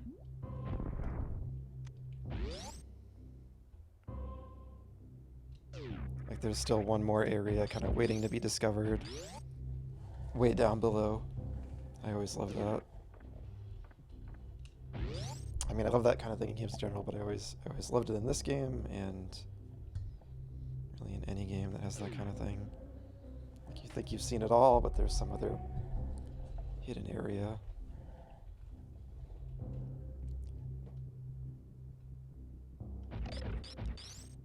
Especially if it's like deep underground, it feels really cool and mysterious. Oh, this is one of these.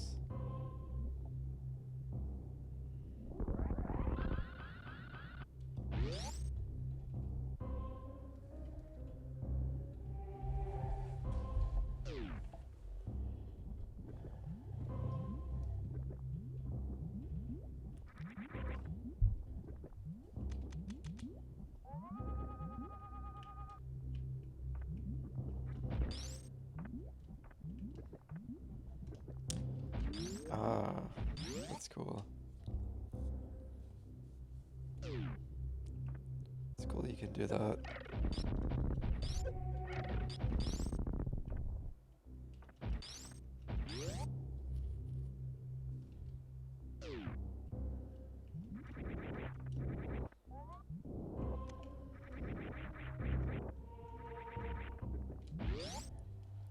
My downside of changing the controls the way I did, where I put dash on the A button, is it's like awkward to kind of dash and jump at the same time, and dash and really do any other action at the same time, which is a bit of a shame, but maybe there's some better way to do it. But I barely use these moves. Maybe I could have put I could put dash on one of those instead, but I don't know. Oh well. It's just so much nicer having jump be on the B button and shoot on Y.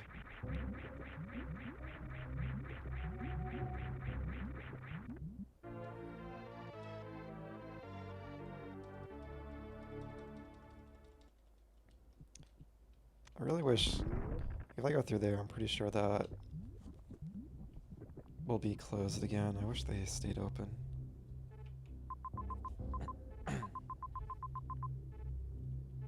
Something on the far right. Well, maybe we can... Is it quicker to go back up? Maybe.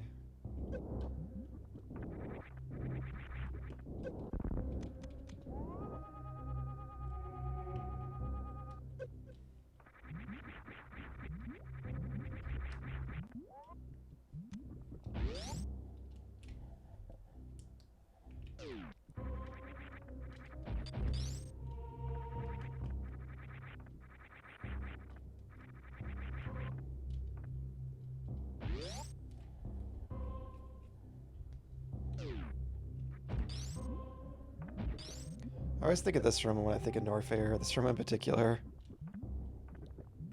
It's just kind of like the first big room you go in here, and I don't know, I just always think of it.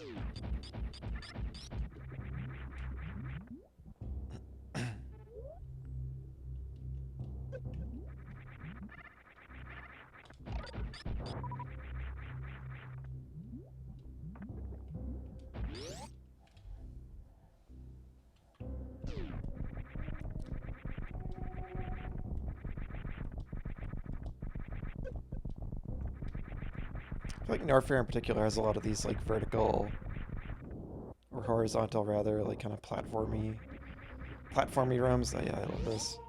Right, the bubble room. This is like my favorite room in the whole game. In this room too, I always think of when I think of Super Metroid. It's so like iconic in its own way. It's an incredibly memorable room.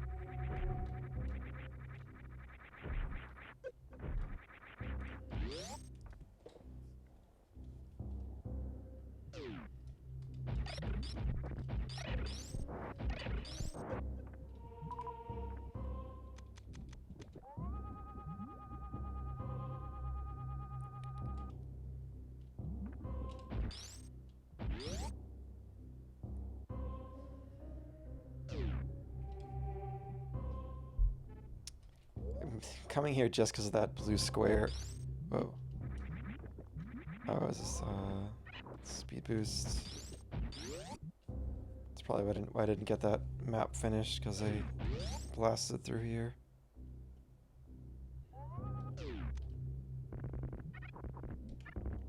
Yeah, I feel like I gotta go slow here and look around.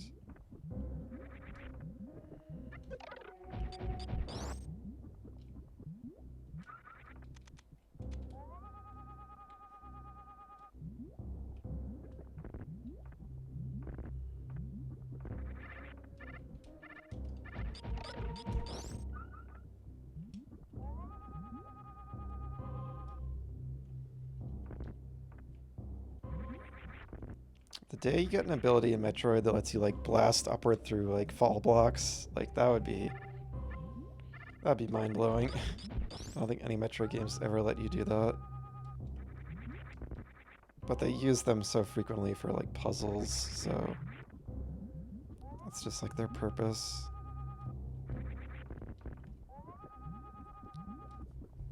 Okay, is there anything? This was just an upgrade. I don't think there's anything else over here.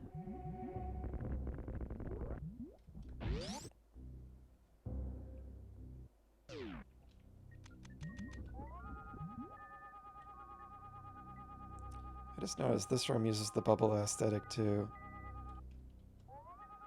I was saying like it's just that one room in the game that uses it and kind of the small rooms adjacent to it, but they did use it here too. But it's still nearby. So I still consider it to be mostly like this really unique room. Is there anything down here? Oh, I can survive in lava now. I didn't even notice. I've still been avoiding it. So the gravity suit just lets you survive in lava. Okay, I forgot. I was thinking that. I was like, I don't remember getting a better suit than the gravity suit, right? Like, I think that should be the best one. Okay, so we can go to Ridley now. Got it.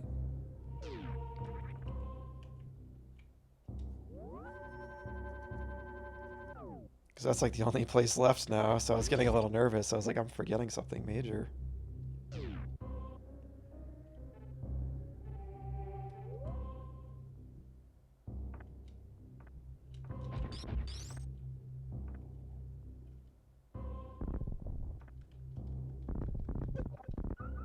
Feels so climactic how they like...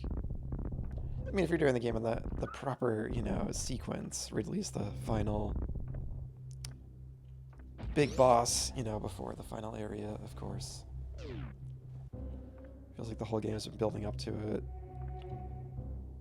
That's why it's so cool, like his area has its own unique theme and everything.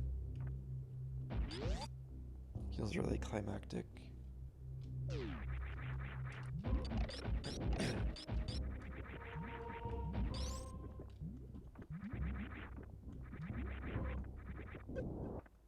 Those enemies are very strange.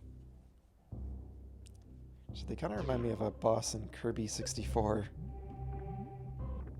The boss of like the volcano world.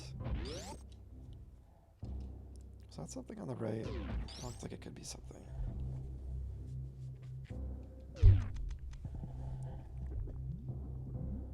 Sorry for hitting my mic there.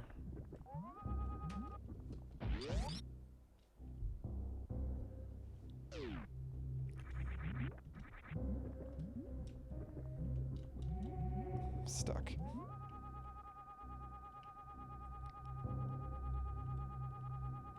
Just checking everywhere for upgrades. I think these things are indestructible from what I remember.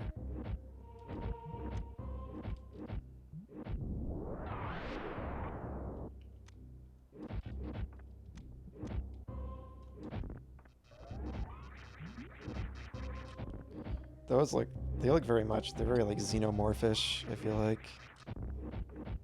Obviously Alien was a big inspiration on Metroid. I always feel so weird being like under the lava. It's just strange. This feels like the most like hidden, hard to access area, you know, it's like you gotta go through this whole like lava pit. So it really feels like dangerous. And then of course this whole entrance is so cool. And you just see that head down there, right? And that's like the Ridley icon. Or just like the boss, big boss icon, I think. But it looks like Ridley's mouth. It's like his base. Here we go. Now we go down the elevator first.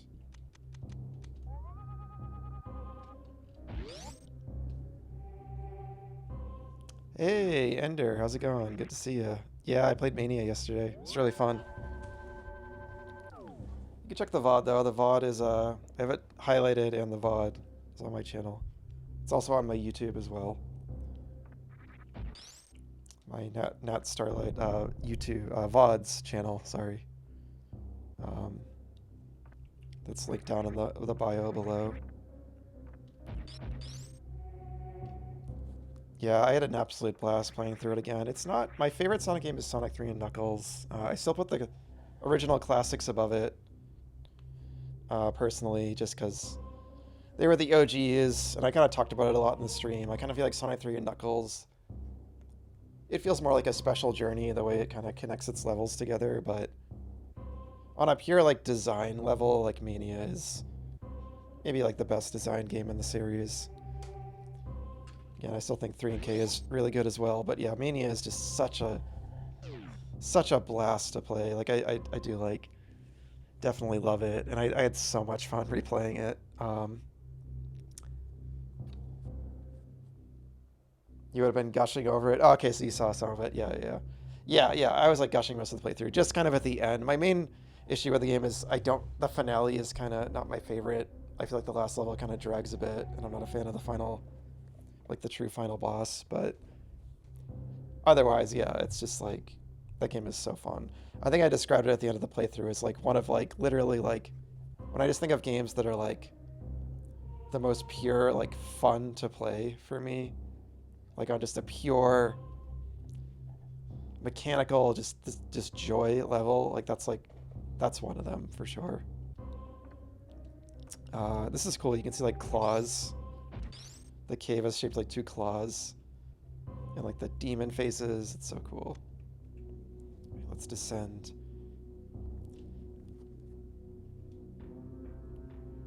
Dun, dun, dun, dun, dun, dun, da, da, da, da, da, da, da, da, da. Iconic song. And this song makes me nostalgic for Metroid Prime, because that's where I first heard it. And when I first played this game a little bit later, it blew my mind. I was like, I can't believe the Magmar Caverns theme was here all along. It's like when you play Ocarina of Time first, and you go back and play A Link to the Past, and it has like a lot of the same themes, and they're like, they were here first? What?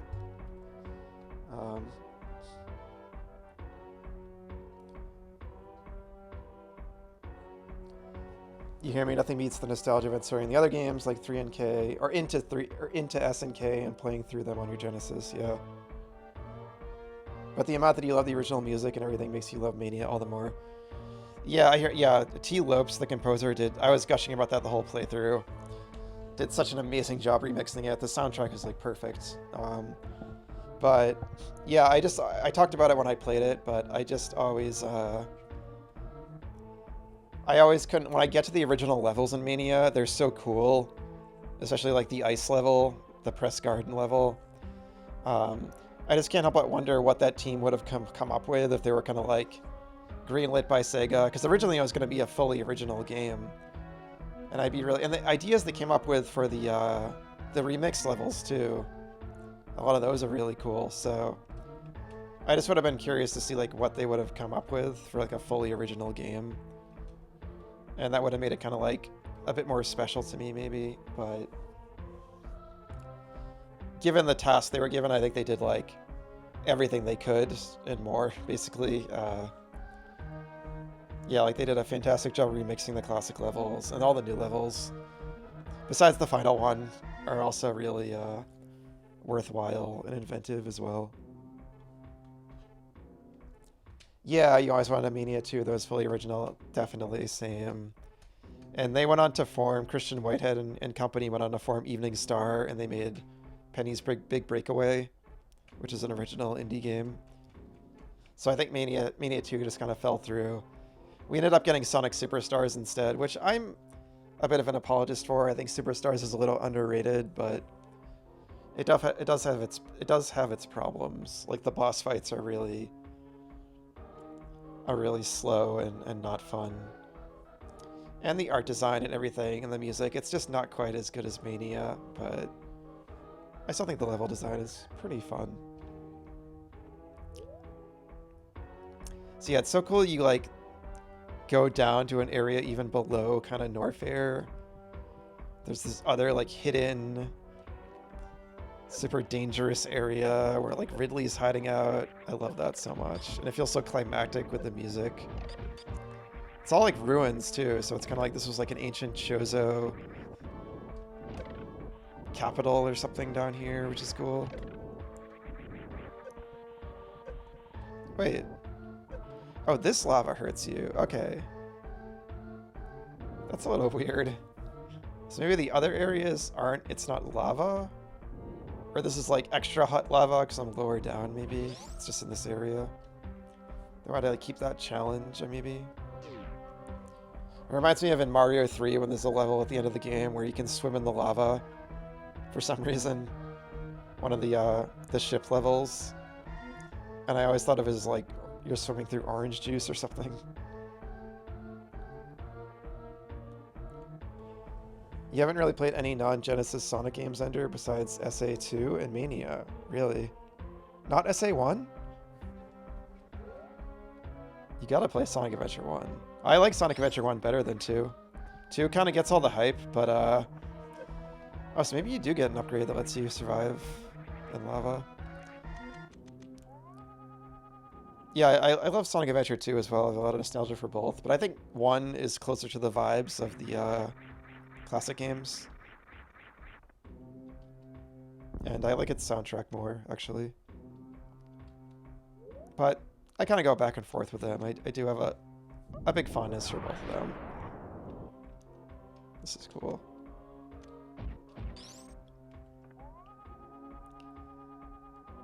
Yeah, I would... Not that you're looking for recommendations, but it's another one of these moments. This was in the wrecked ship as well. Okay, so you just lower it. You don't get an upgrade, I guess. So yeah, it's cool. The Chozo statue kind of like... Well, the whole planet was like a Chozo planet, so... I think it's like Chozo ruins that the space pirates like co-opted.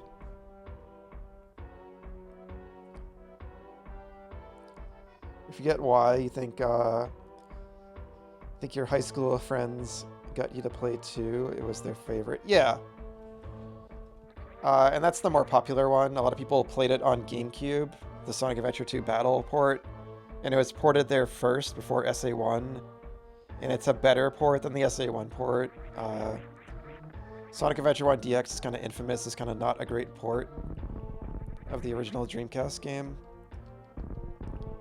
So I absolutely understand why you played 2. I'd say Sonic Adventure 2 and Sonic the Hedgehog 2 and Mania at this point are like the most popular, well-known Sonic games probably, so it makes sense to me. SA1 is kind of underrated at this point.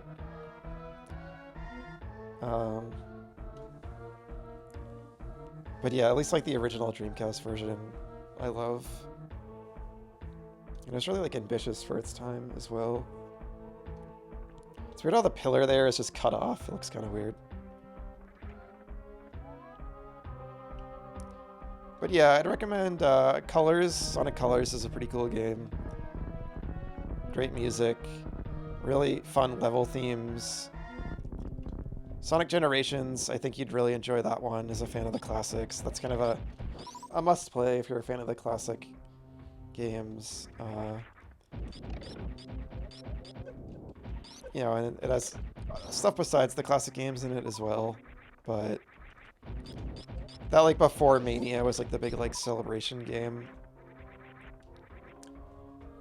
I have a soft spot for the Sonic Advance games, so I think they get worse as they go on.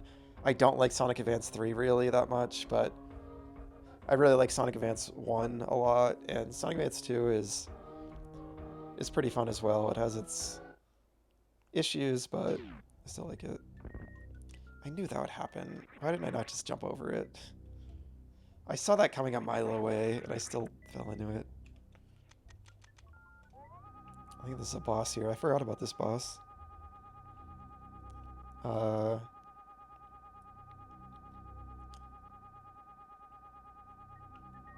But yeah, those are like the main ones that come to mind. And Superstars, you know, I think you might enjoy that one. Just before one, the bosses and superstars are terrible. But if you do the Chaos Emeralds, you kind of get... If you play as anyone but Sonic and you get the Chaos Emeralds, you can kind of cheese a lot of the boss fights. On replays especially. Which makes it more bearable. But on a first playthrough, especially if you play as Sonic, they're really rough.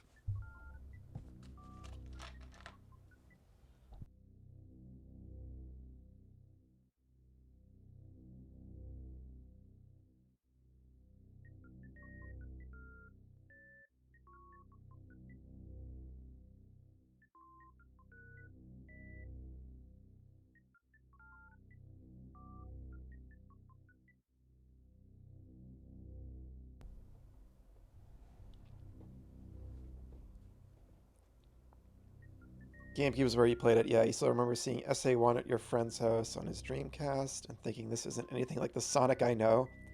So I didn't really give it a chance until my friends got me to try 2 later, and I thought it was fun, but still didn't feel much like Sonic to me.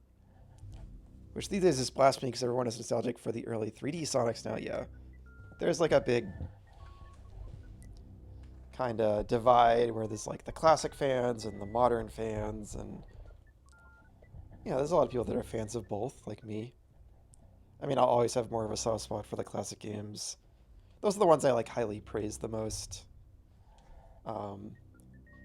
As being like really interesting, I think like genuinely cool, like well-designed games from like a game design standpoint. But I still think like the boost games and stuff and the newer ones, I still think they're really fun, a lot of them. I still gotta play some of them, like Unleashed I never played. I would also, Ender, highly recommend the Freedom Planet games to you. I probably mentioned that before, because I'm always shilling them, because I think they're kind of underrated, relatively. At least compared to maybe some other stuff, but if you're like a classic Sonic fan, I think they're a must-play.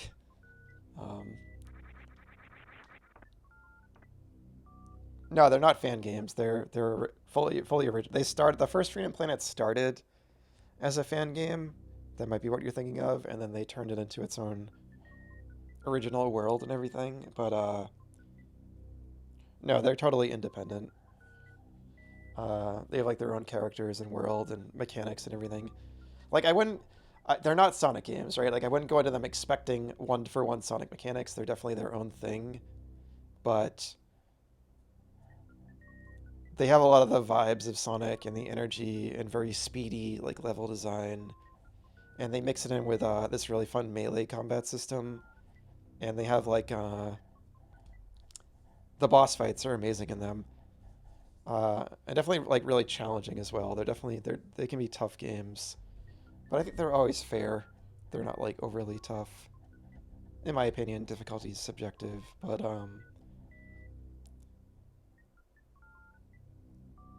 what was I gonna say? Yeah, the boss fights, like Sonic bosses are typically pretty simplistic. The boss fights are actually like really like engaging and fun and challenging because of the melee combat in them. And they have a lot of vibes of Gunstar Heroes, if you ever played that for Genesis. I always describe them as they're like a blend between Sonic and Gunstar Heroes. It's like Sonic with like Gunstar Heroes bosses. I know the creator was inspired by Mega Man X a lot as well. They have kind of like a lot of those high energy, like, you know, vibes, and they have like that kind of vibe going on as well. It's really kind of like very reminiscent of like the classic Sega era in general, which I know Mega Man X isn't necessarily, but yeah, a lot of inspirations behind them. But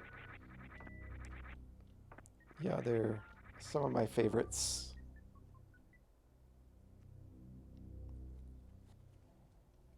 Yeah, I'd look into them.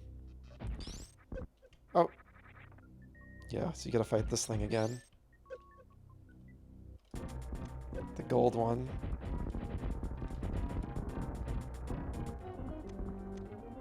You're gonna dodge me, are you?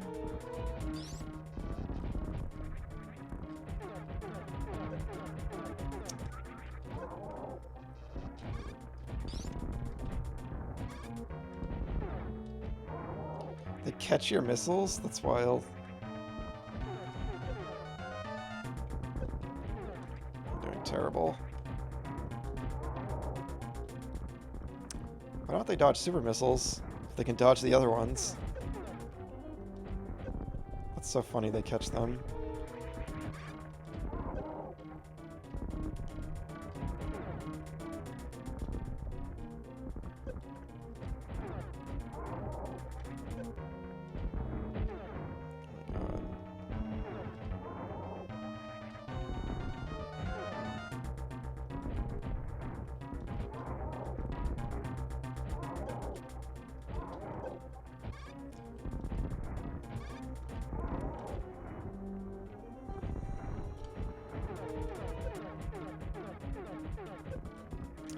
I should just space jump above that.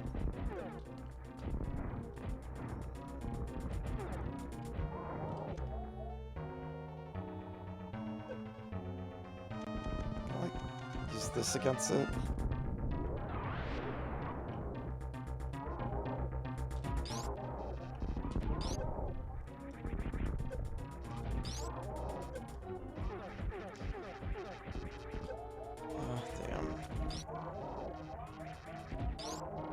I'll be surprised if I win this, because this has been a sloppy fight.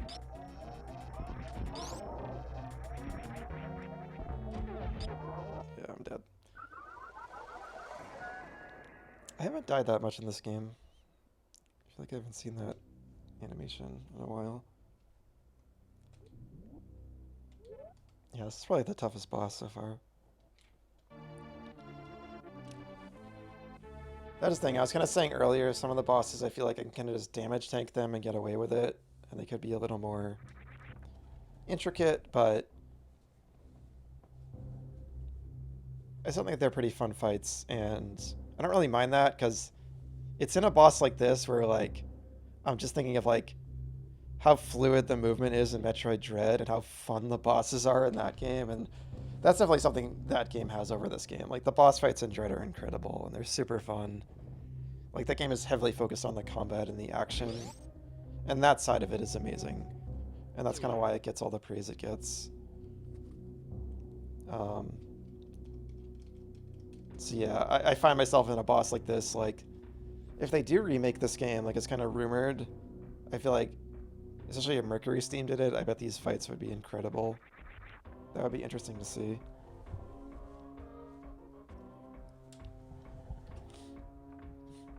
You really want to try Dread, hear how good it is? Yeah, I have some mixed feelings on it personally. I think the, I'm curious, look at this room. This room is super unique and interesting.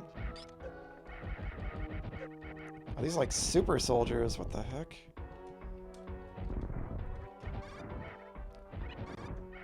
Yeah, like I was saying, I think the action in the game is incredible. It's incredibly fun to play. The movement, the boss fights. But I like the exploration and atmosphere in this game a lot more. Dread still has a cool world and a cool atmosphere, but I don't want to say too much about it if you haven't played it, but just some of the ways it handles its level design and its progression, I have some issues with that I've kind of been talking about throughout this playthrough.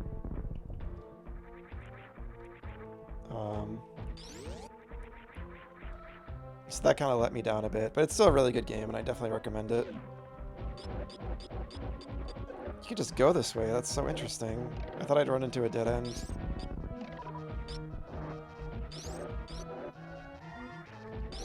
The enemies here are like tough and scary.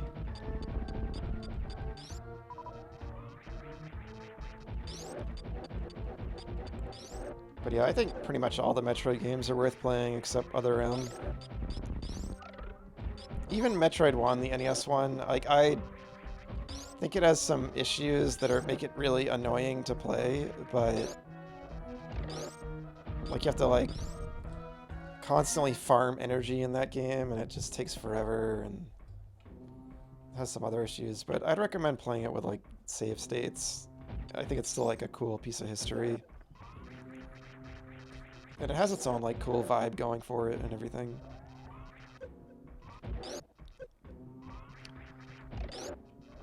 People will tell you to just play Zero Mission, the remake, instead, and that's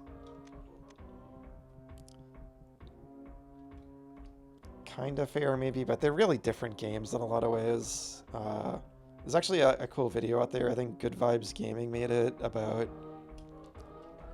remakes and how people often compare remakes like they're interchangeable to the original and they just replace them, and that's something the video maker disagrees with and something I also very much disagree with.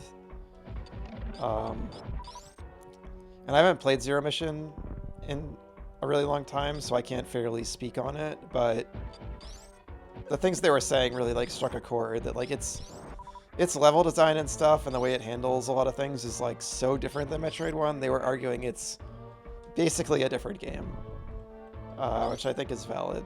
So, and I think the same thing applies to like Samus Returns and the original Metroid 2 as well.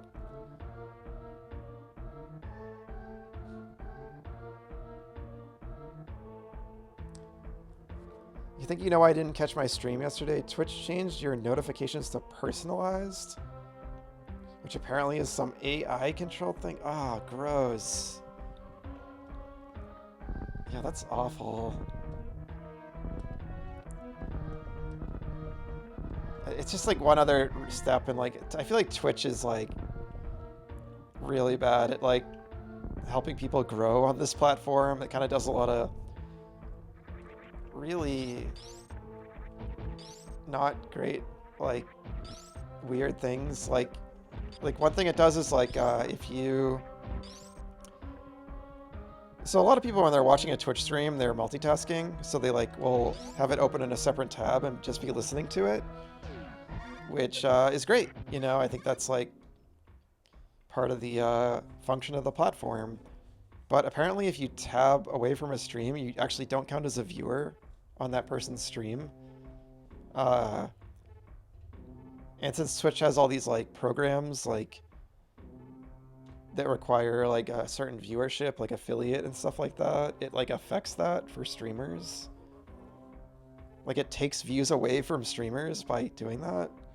It's just really kind of ridiculous. So that's just what you're saying is like just another kind of step in that direction, which is unfortunate. Good morning, Chloe. No worries, it's great to see you. Hope you're doing well today.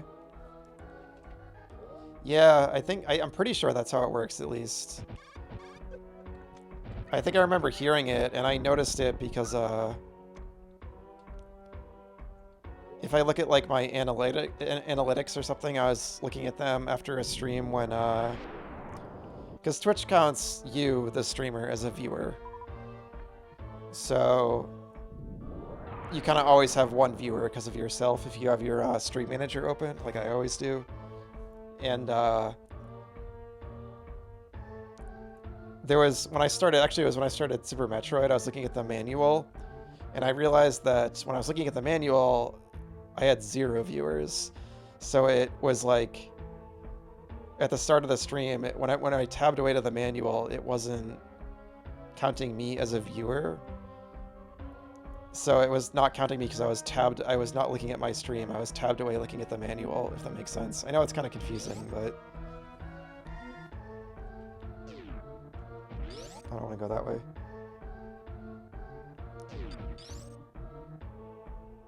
Yeah, and I was really like surprised to kind of learn that. Okay, I kind of want to go the other way. I feel like this is leading to Ridley, maybe. I think this leads to Ridley. I want to go the other way where that boss is. I'm surprised that it didn't just dead-end me going this way. I'm like so low on health too, damn. That sucks. I need like an energy farm. Are you sure it's not if it's navigated away and also muted? You think you've heard that before, but only if it's also muted. You know, that's how drops work, where you don't make any progress on a drop if it's on another tab and muted. I don't know. Honestly, I don't know. There's no way I could, like, really test that, I don't think. It might be if it's muted as well, but... No, it's not, because I wasn't muted, right? I'm gonna die again. And I'll have to do, like, all that stuff I just did on the right, which I guess wasn't too much, but... Well, hold on a second. No, because my stream is muted in Stream Manager, of course. So, yeah, that might be it, potentially. Either way, I still think it should count, though. You know, people... I don't know, they might mute a stream for all sorts of reasons. I guess they do it maybe to, like, keep people from just kind of supporting their friends. Like, oh, I'll just leave your stream on in the background, right? Maybe that's why, but... I'm so just gonna die against this boss. Is there... I'll check out this, like, an energy restoring thing above this area anywhere after this. I guess I can kind of see that. Maybe it's to prevent, like, view bots or something. Maybe there's a reason behind it. If that is true, if it is, it's muted as well. I could kind of see that maybe.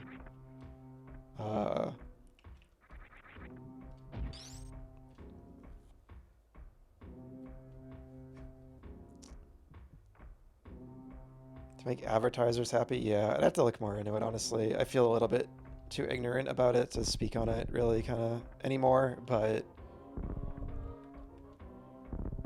that would make a bit more sense, at least, if it was also muted at the same time. But I don't know. Either way, the thing you're describing sounds bad. The AI thing or whatever, they just kind of forced on you without you realizing. That's no good.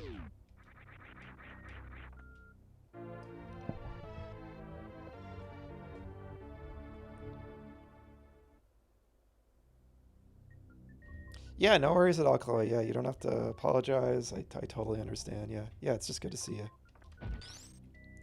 I totally get that feeling when you just want to chill or you can't really be like fully present, like you said.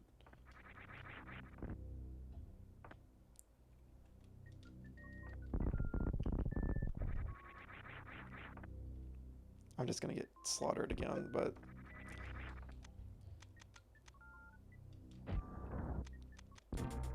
I gotta practice doing this space jump.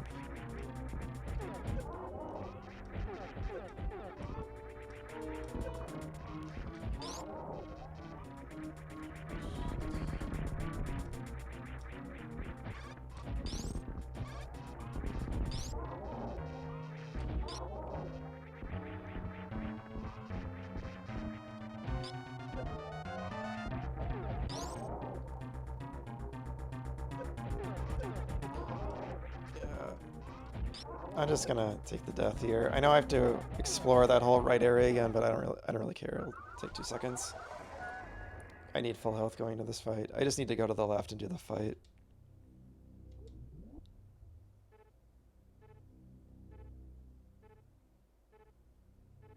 They automatically change everyone's notification settings to personalized by default. Let me write that down actually. I gotta turn that off. If I do, I'll look into that if I have that set up. I don't want any AI thing on by default, so I want to turn that off if it's a thing.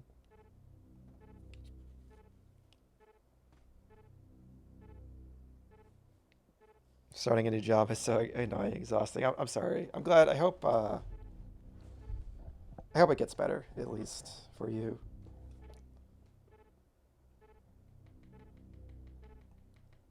AI is so diabolical these days. Absolutely.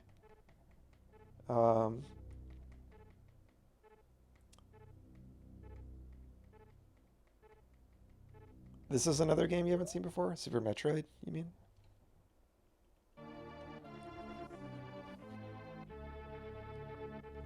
I think you'd probably like this game, Chloe, because it's a Metroidvania like Hollow Knight. It was probably very inspirational for Hollow Knight.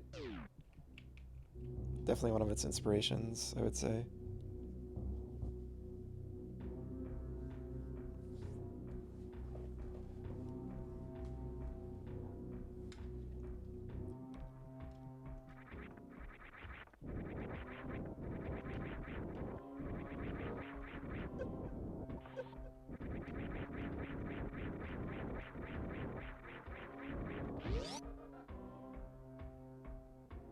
Yes, Hollow Knight, my beloved.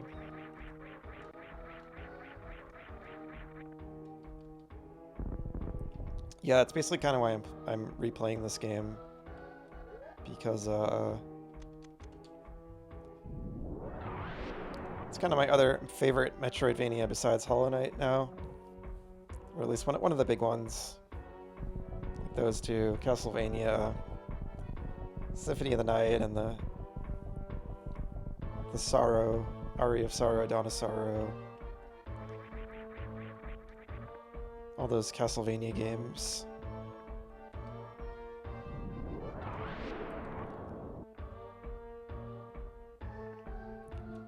Is Machinarium, is that a Metroidvania? Can't remember. I know you mentioned it.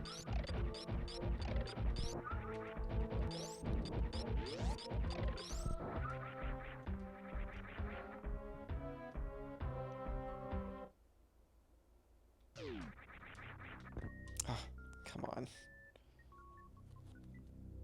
Point and click puzzle game I made fun of you for. Oh. Well, that's why I haven't played it. No, I'm not against point and click puzzle games. I should try more of them. I just haven't played a lot of them. There are a lot of really cool like puzzle games out there these days, though.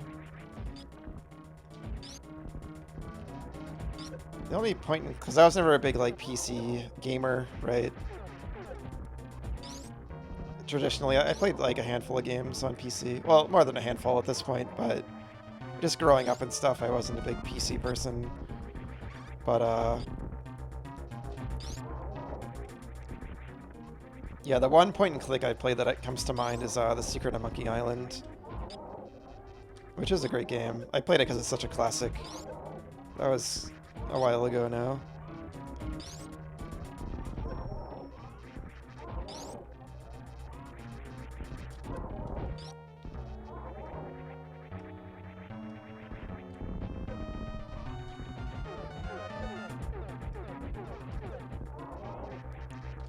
I don't really have a good strategy for avoiding that attack. The little balls it spits out reminds me of like the balls that the items you get are in. Which I guess makes sense, because those items are always held by Chozo statues like this.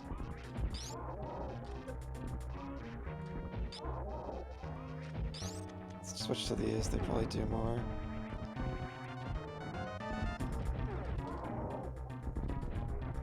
I'm kind of distracted with them.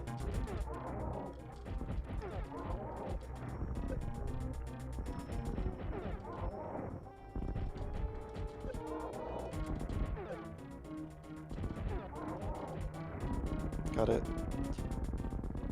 It's definitely one of the hardest bosses in the game, if not maybe the hardest.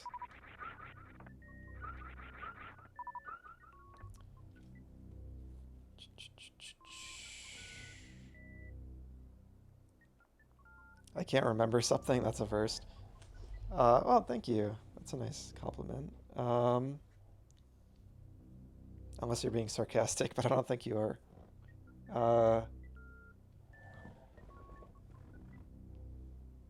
Yeah, sorry, Ender. I'll look it up. I'll look it up later. The only one you've played are Myst and Riven. Yeah, definitely classics. I want to play Myst. And I heard Riven's really good too, the sequel. I've always wanted to play Myst. I just always thought the vibes looked cool. Oh, this is where you get the screw attack. So it's like totally optional. That's cool. That's why the boss is so hard. I forgot about this. So this is like the best skill. This is like the ultimate super attack skill that lets you decimate everything. This will make the rest of the area a breeze. Well, not a breeze maybe, but a lot easier to get through. So that's really cool. I forgot there was kind of like this optional, really hard boss. And they give you this, which is nice.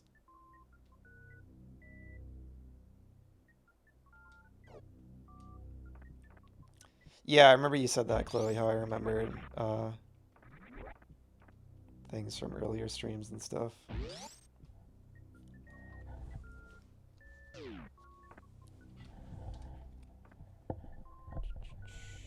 Maybe you just have a really bad memory. Yeah, I don't know. I'm good with some things and not with other things. It's weird. I kind of have like a selective good memory, I'd say. But I do feel like I am good at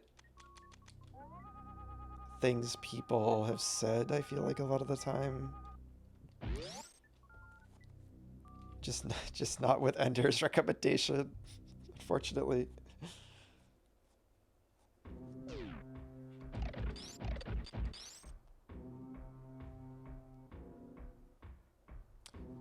You remembered the remembering?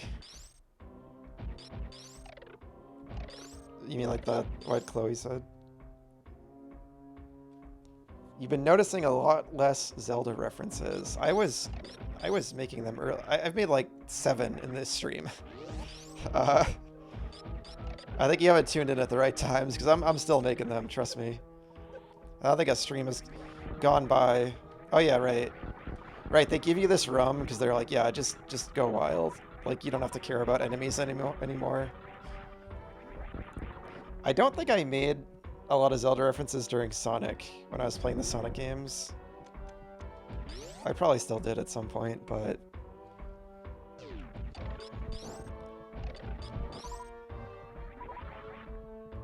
Yes, rum. But why is the rum gone?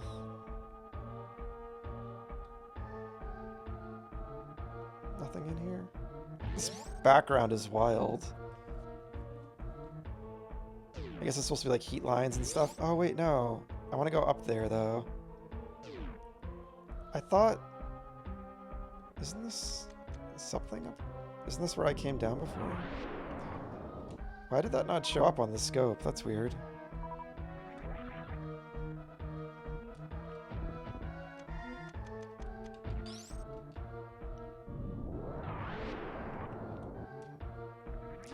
So yeah, now you can just one-shot these like super soldiers. It's so fun.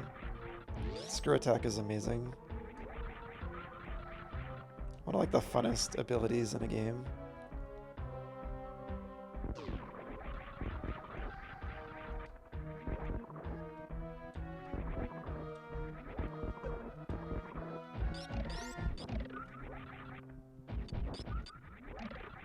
I forget what was up here.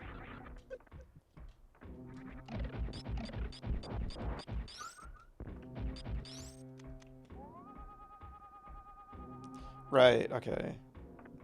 I wonder what that is. Something above that.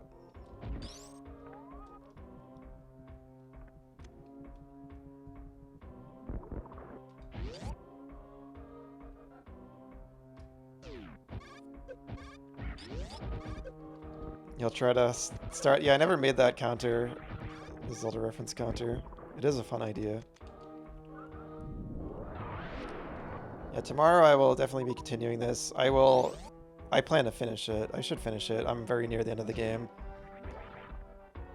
Trying to get to the last kind of big major boss. The game is structured very similarly to Hollow Knight. I think the way Hollow Knight is structured was very much inspired. You're kind of like seeking across the map these well, in Hollow Knight it was the Dreamers. In this game it's these big bosses you need to find and take down. And then after that it's just the final area. So tomorrow I'll probably be Mostly like upgrade hunting. Can you kill this with the screw attack? Looks like no. Yeah, I'll probably be hunting down the remaining upgrades and then finishing the game.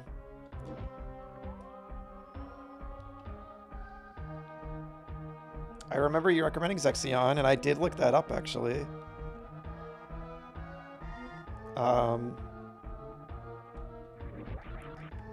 Yeah.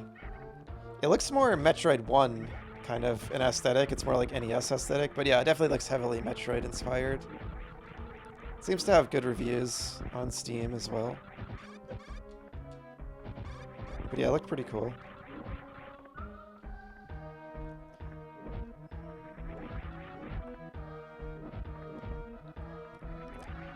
I think the other thing is it's easier to remember stuff in like text. Like when you guys are here saying things in writing, I can kind of retain that more, I think. Whereas I think the Machinarium, I think that was when we were hanging out in person, Ender. So I'm just like more like distracted and stuff.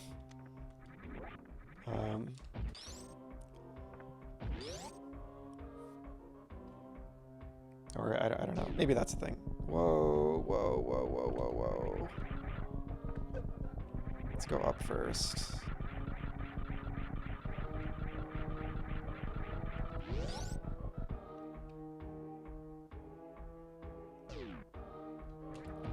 Has really cool boss fights.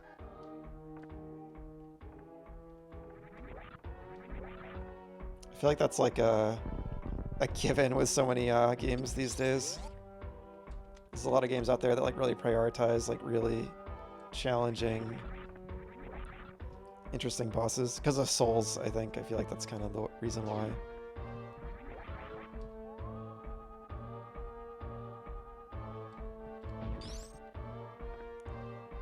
So is this just that room?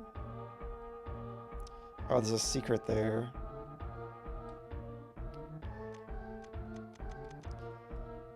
Alright, well let's hit this up on the way back from Ridley.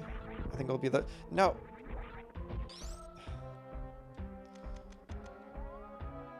I'm so mad right now. I'm so mad.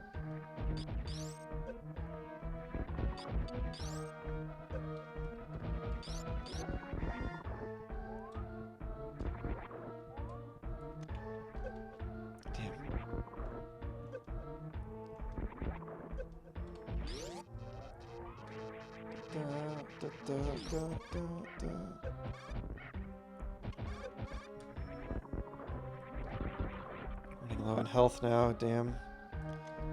Because I think Ridley is pretty hard, from what I remember.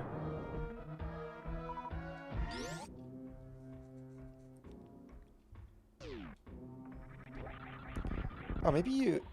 Oh, you do... Oh, the screw attack is mandatory, it looks like. I think you need it to get through here. I'm actually curious.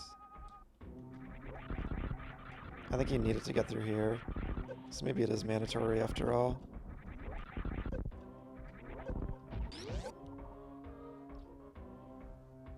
I'm getting destroyed in this area.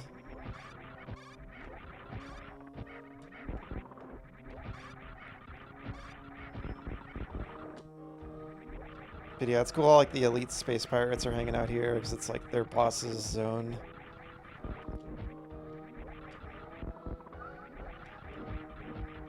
And the music makes it so epic. Like Samus is just like this walking machine of destruction, just coming to kill Ridley. And they're just hiding out in like the heart of this base. These ancient ruins deep under the planet. Oh, this map's gonna be hard to fill out. Oh god, just go. Oh my god, this mechanic. No, no, no, don't freeze time. This mechanic is so awkward sometimes.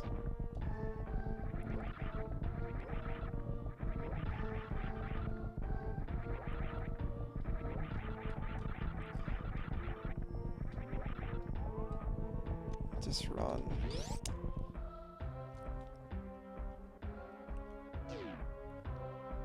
That map is gonna be hard to fill.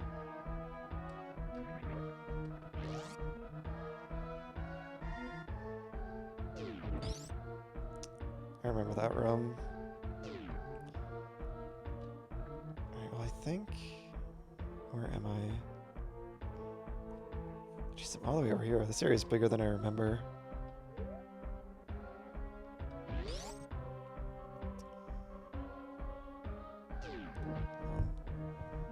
Give me a second. Let me do something.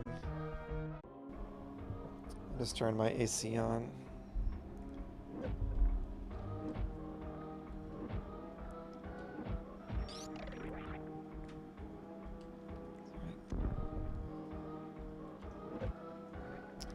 It's cool how it's like a mouth there. I remember there being like a really well hidden secret somewhere around this area. Oh.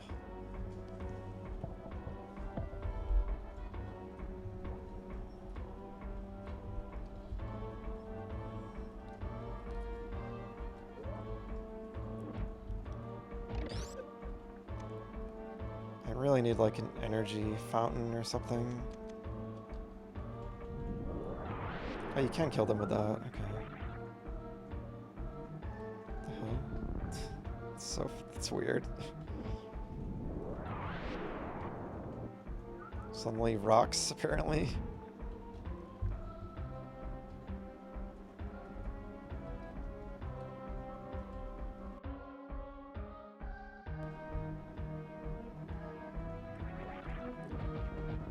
One of the other earlier areas had falling rocks. It's just weird to see them just like kind of free falling, or not free falling, but just kind of hanging out, and then they start rolling towards you when you're near them.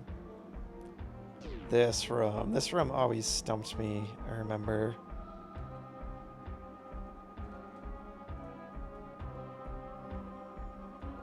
Okay, so you gotta come in from the top. I'm not sure I ever figured this out. But I'll have to do it later. I hate when I leave that on by accident. I feel like there's something in that. There's a secret in this thing's mouth.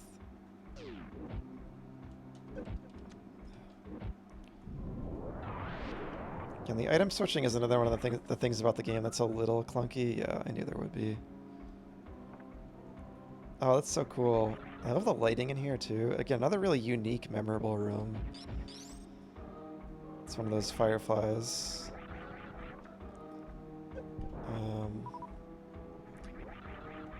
Yeah, the item switching is a little weird. Or it's just a little, like, slow. I don't know. Could be a little better.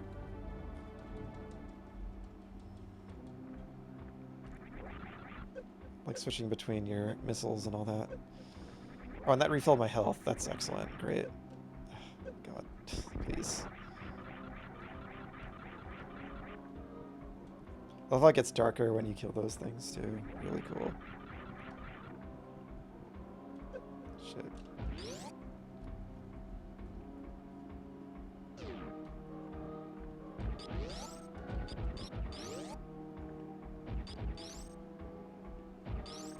Look at the statue. Really cool. Yeah, it's like I always forget I have one of them equipped and then use it by accident.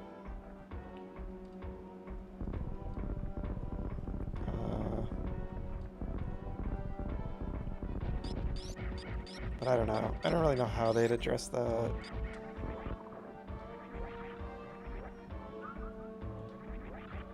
I can't remember how like Metroid Dread handles it. I just remember not... I don't think I had like any issues with it, so I think they did kind of like improve it as the games went on, but I forget.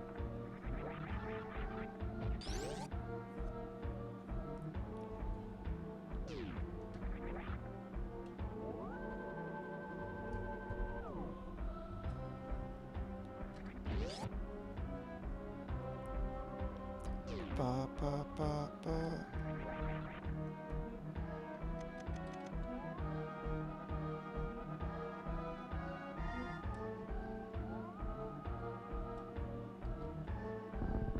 This song just makes me want to play Prime.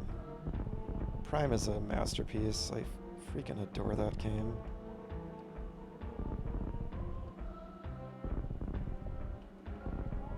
Maybe this is the room I was thinking of. That has like a well-hidden upgrade. Doesn't seem like there's anything though.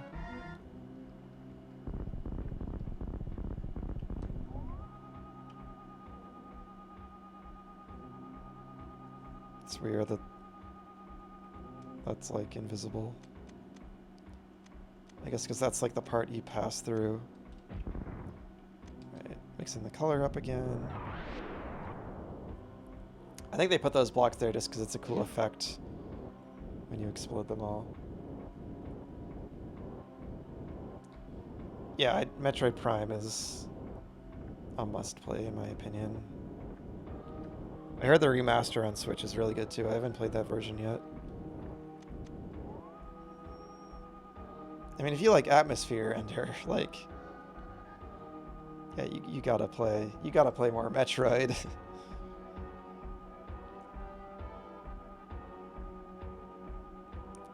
Definitely Prime is a highlight.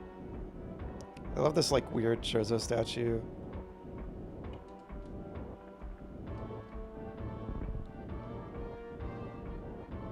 Yeah, Prime.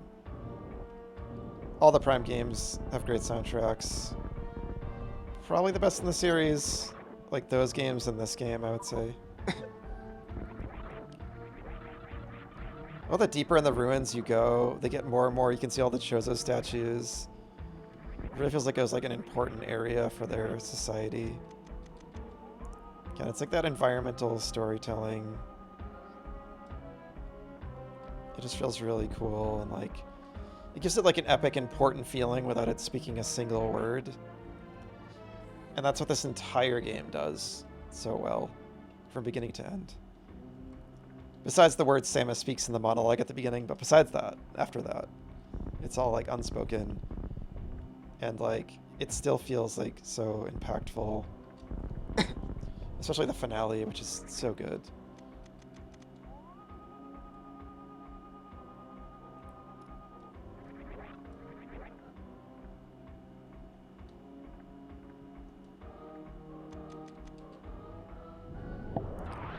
Making your way down to the bastard that killed your parents, basically.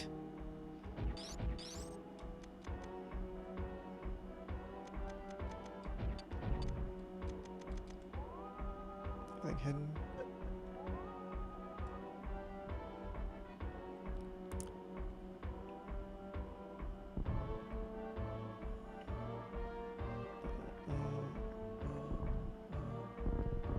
Sleep starting tonight. All right, good night, Chloe. It's good to see you. Thanks for stopping in. Have a good sleep.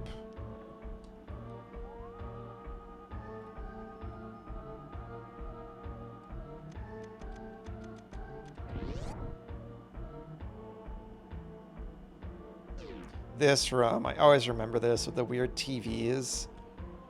And you can see that the those little blocks, they remind me of blocks from like Mario 3, like classic Mario games. Very classic Nintendo video game aesthetic. It's like more modern looking, right? I think it's because like the Space Pirates built in that stuff because they're using this as a base. Oh, you can't screw attack these. Right, I think I remember this. These are like the ultimate elites.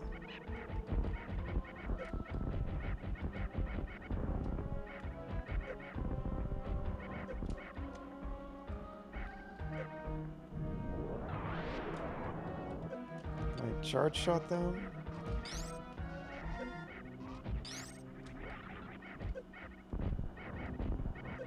I heard them before. Yeah, I don't. Just go through the room. Maybe they're indestructible. Oh, you have to.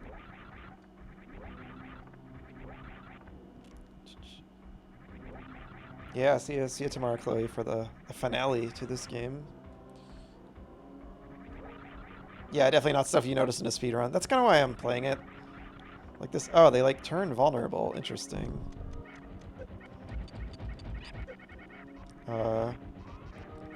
Because if you look at the Super Metroid category on Twitch, it's of course like all speedruns. I feel like not a lot of people just kind of play this game casually and just kind of talk about it these days. Maybe they do. I don't know, but I thought maybe it was in a way something kind of unique.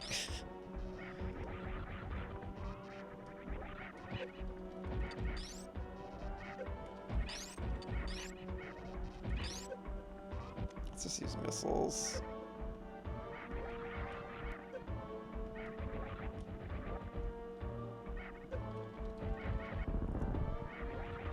This is kind of like a mini boss. I'm remembering this now that I'm doing it. I did forget, like, before. I do remember this whole area being, like, pretty difficult and pretty wild.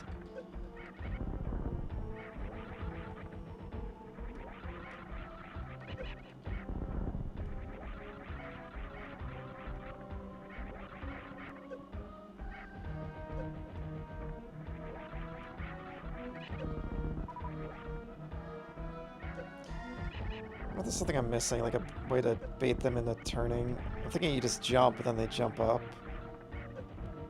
It's kind of clunky, you just gotta wait for them to be vulnerable. I don't really like that. Might be something I'm missing, though.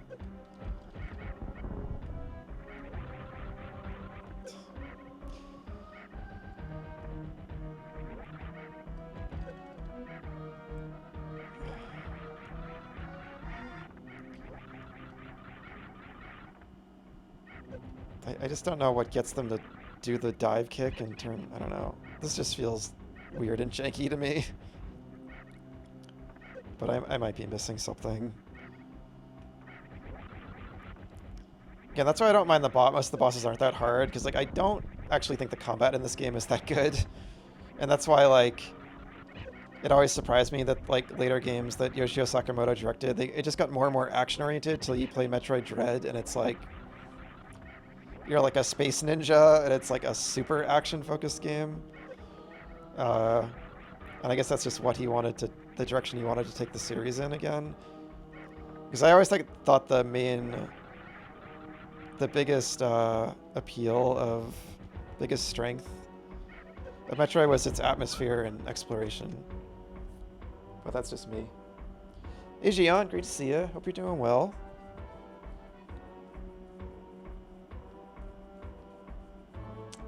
Getting like confused by my bot, thinking it's like a chatter. And I love the statues in the background, like the giant with the flames. You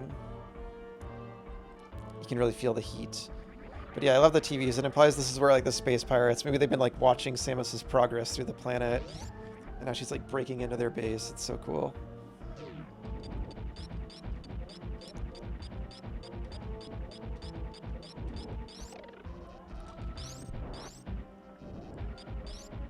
You're fine, just exhausted. You've been running all over town, running errands. Well, I hope you can get some good rest now. I hope you've been having a good week beyond that. And this room is so cool because it looks just like I think the Ridley area in classic Metroid. Yeah, this game does such a good job of like bringing in the aesthetics from Metroid 1 and like melding them with the world. We're just gonna farm here.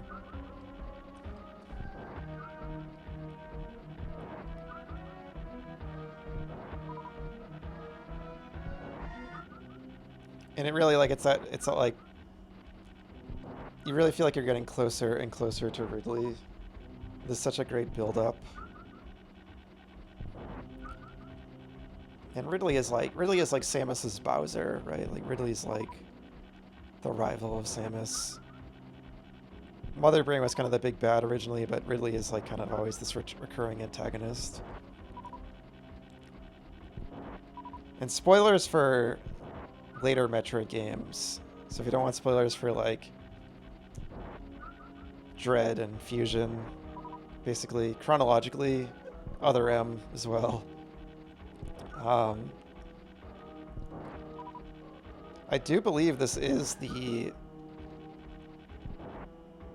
like the final confrontation between Samus and the original Ridley that, you know, according to the lore, killed her parents. I think it was in like the manga, which I do think is like canon with the games. At least most people think of it that way. But Yeah, I think this is kind of like their final battle. This is when like she does fight and defeat the original Ridley. Like once and for all. And we're here. There's no save point? Are you kidding me? This is a tough boss, Nintendo. What the heck?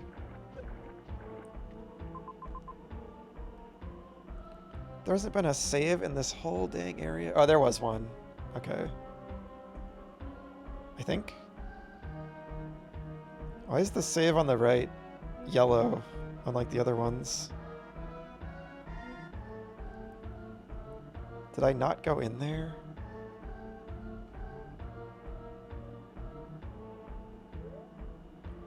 I am gonna backtrack and check, because this is not an easy boss, and I don't have full health, so I don't want to redo this whole entire area.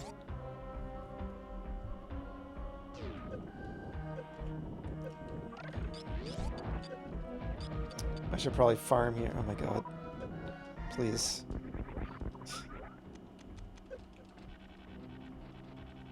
I'm gonna do some farming.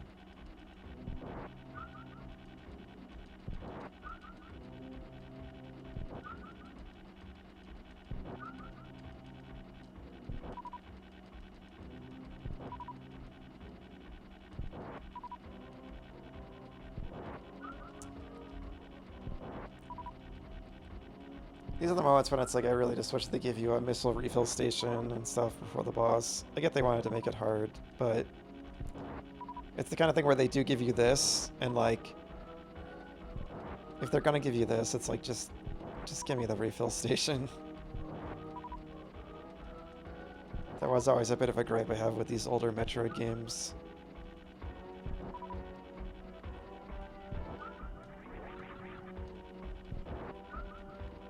Maybe these ones give you more health.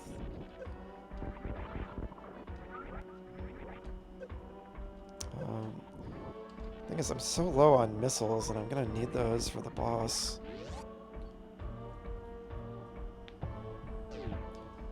Oh, please don't tell me I have to refight these. I don't think you do.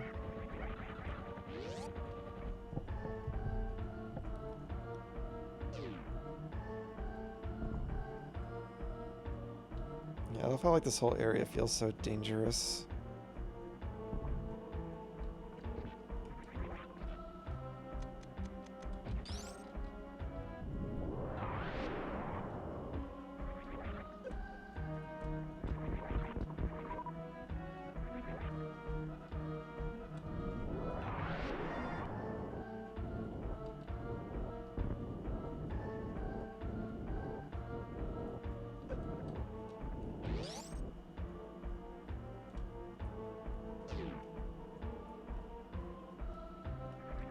Up here.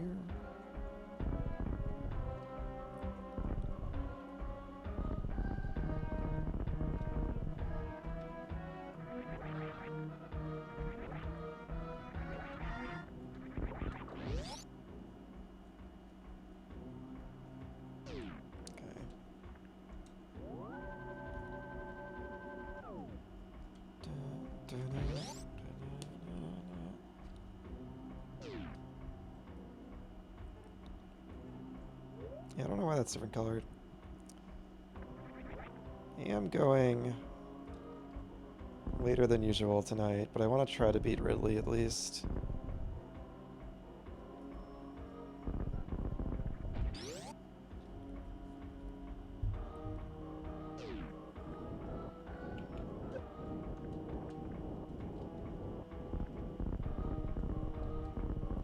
Maybe I'd still have enough time tomorrow to do... I probably would, because after this it's kind of just backtracking everywhere for upgrades and then the final finale. We'll give Ridley at least one attempt. Because I shouldn't go too late.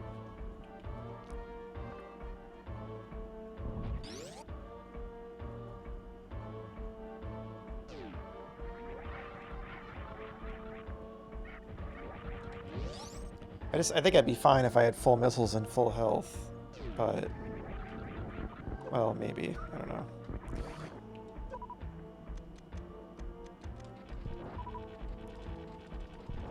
I really wish they just give you refill stations here. It's just a matter of like wasting time.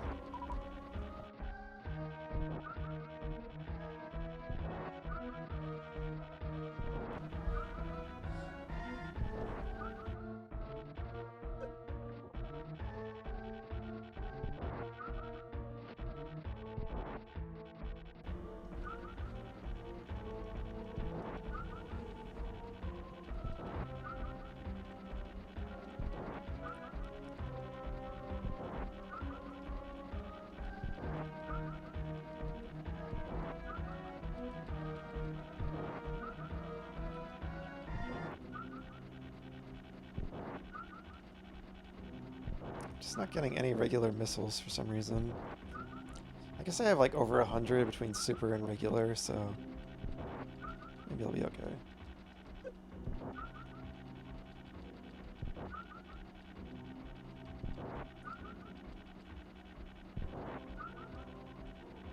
It's just so silly.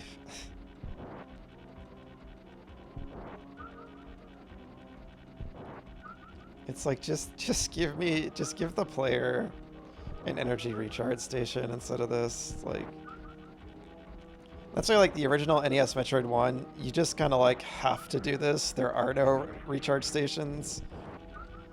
And it kind of just ruins that game for me, unfortunately, because I think it's a really cool game otherwise. That and like the copy and pasted ROMs really drag it down. But I still appreciate the heck out of it, because like it was so ambitious and inspired so much. It still has like its own unique atmosphere and everything. Alright, so one's health and one's missiles, it looks like. Again, they could have just put literally a health station and a missile station here instead. Like, it's just silly. Very silly. Doesn't like add challenge or anything, it just wastes the player's time.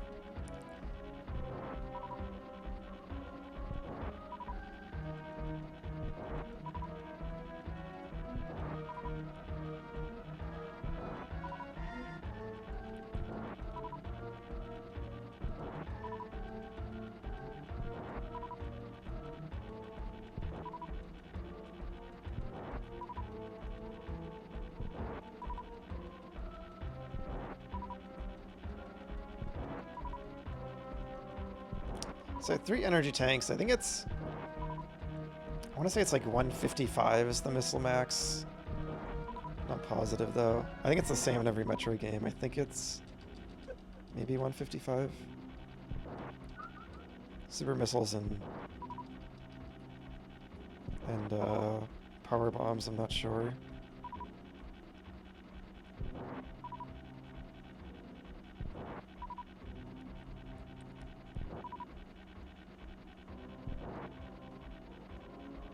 I think we're maxed. I want to max them out because you gotta pump Ridley full of missiles.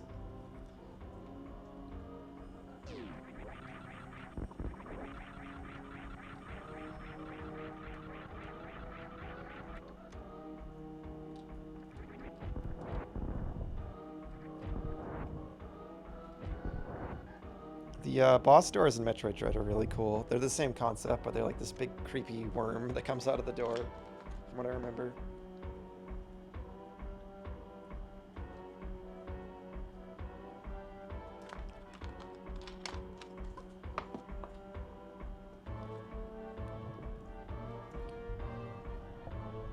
Alright, this is maybe the hardest boss in the game from what I remember. I remember having trouble in the past, but we'll see how it goes.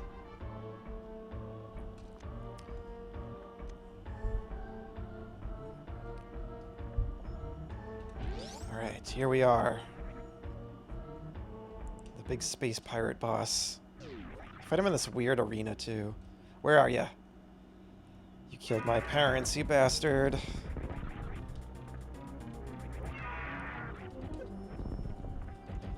Yeah, it's like really the arena that kind of makes it hard.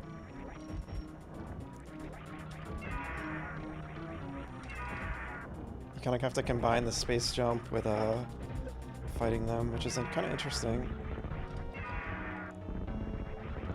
Now I see this theme, which is reused for a lot of the several of the bosses in this game, would just go on to be Ridley's theme after this game. Like heavily associated with Ridley. Oh yeah, I forgot they grab you. They're gonna tail whip me. I should probably just use supers on him, honestly. Why not?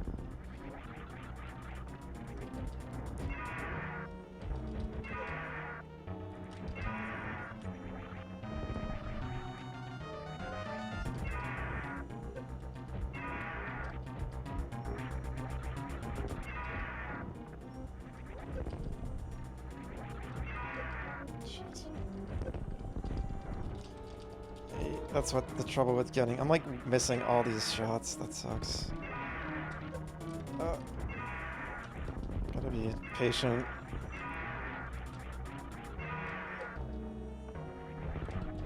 Got him. Yeah, I was firing them too willy-nilly. All right, they're getting redder. That's a good sign.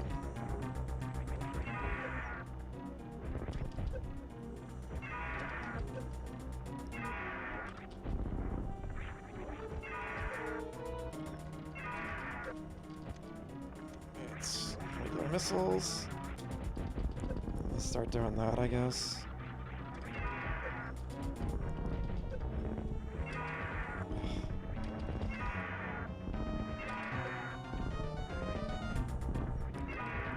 God damn you.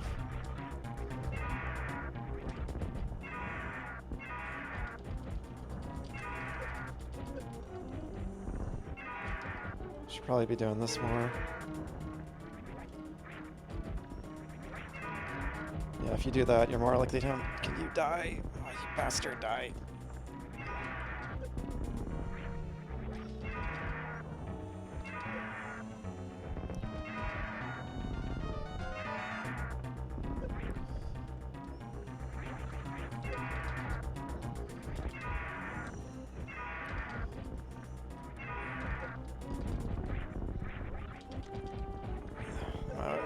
Shit.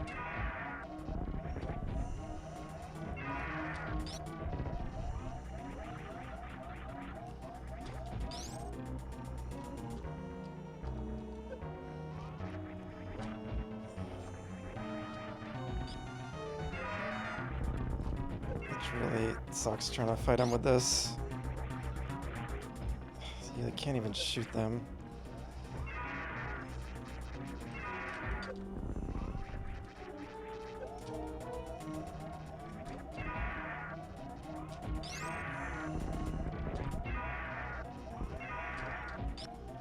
Oh my god.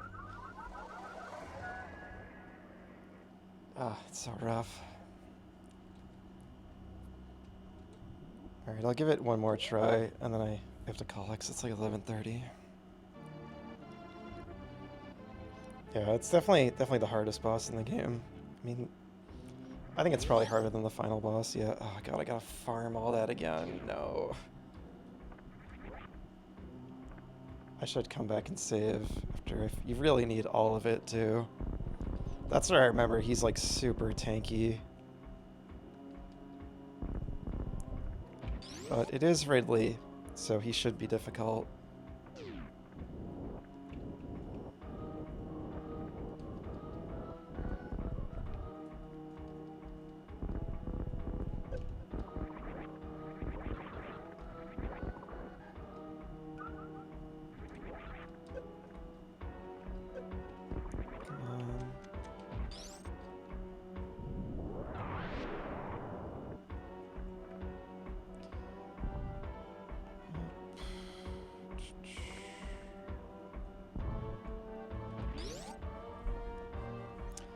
Yeah, he was really close to, like, I probably just like a couple hits left. Because when they turn like bright red like that, it means like they're about to die.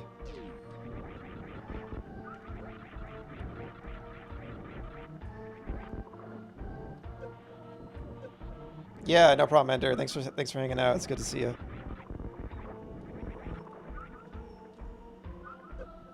Thanks, Shion. I think if I aim upward, I wasn't doing that. It's kind of like a better strategy. I think that's the missile one. I want the health one. Let me just kill this thing.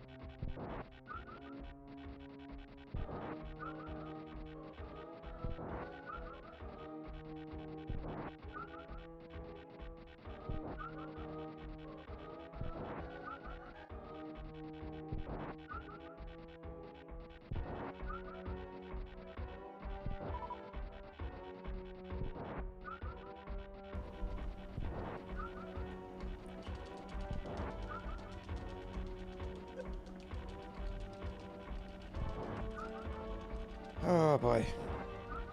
So I saw you said you finished that the Saga game you were playing, Gion. So what are you playing now? It's got some time to chat here because I'm just doing this.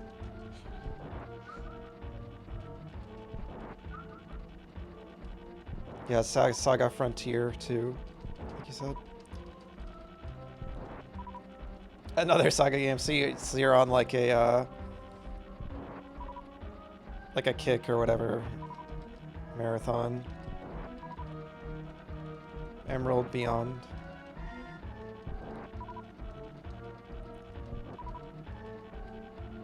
I rarely, if ever, do that with like RPGs.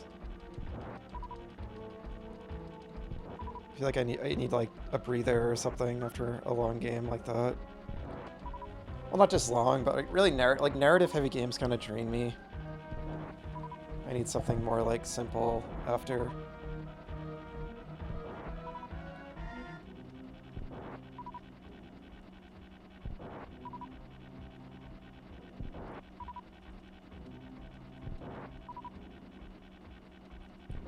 Like very like conventionally narrative heavy games, I mean.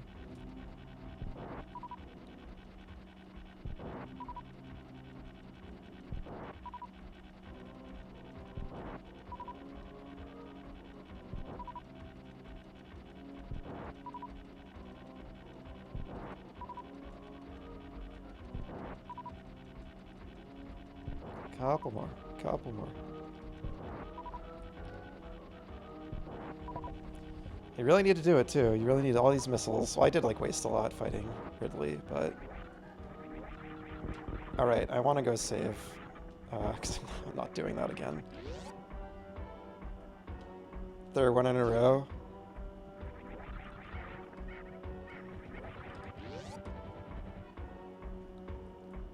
Yeah, and if it's like more classic RPGs, maybe when they're shorter. Thinking more of like Xenoblade and stuff lately.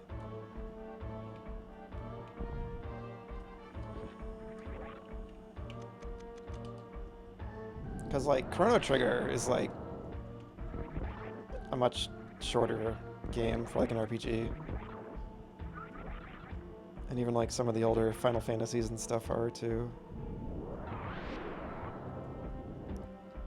Shorter as in compared to, you know, like... Oh, that's interesting. You can do that. That little pillar.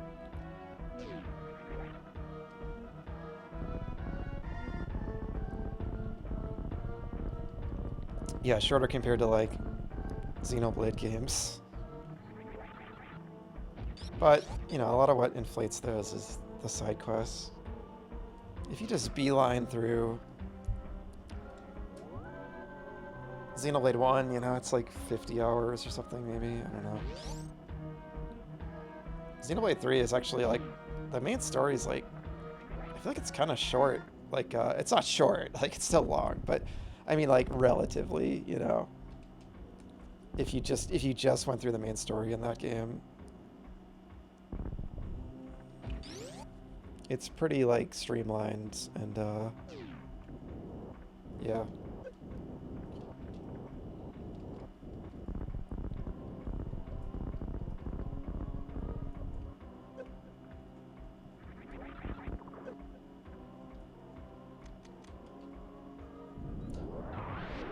Did I just save? I'm like barely paying attention. I'm on like autopilot. I just saved, right? I think. I'm like, did I just like go up there and not even enter the same room? I think I did.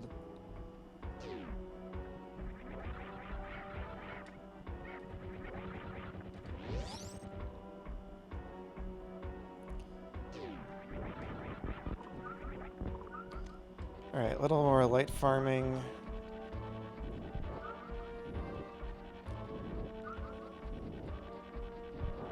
You wouldn't call them short, it's not Xenoblade length, but you did basically everything you could do with one playthrough for Minstrel Song. I'm guessing that's the subtitle of one of them. And you only have the post-game super bosses for Frontier 2. I rarely do super bosses in RPGs, I feel like, because I'm usually there for more... Mostly there for the other aspects of an RPG other than the combat. But there are some RPGs where I do really enjoy the combat as well, for sure.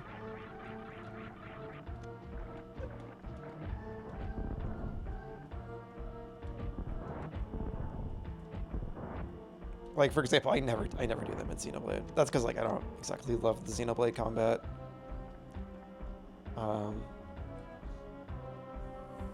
I did like all the extra stuff in Chrono Trigger.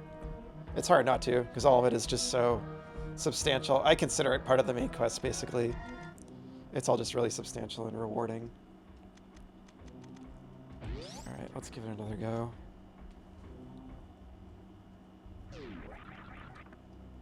I love how he shows up the same way he does at the start. Yeah, if you shoot like this, no matter where they are, you're much more likely to hit them. So I think this is the strat. Like, I haven't been using the diagonal shot a lot during the game. Because that was the issue, I missed too many shots.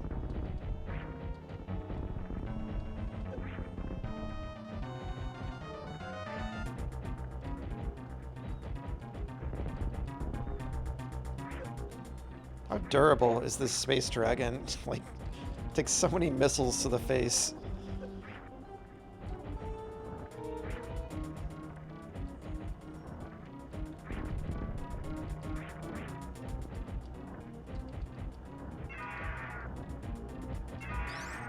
Already out?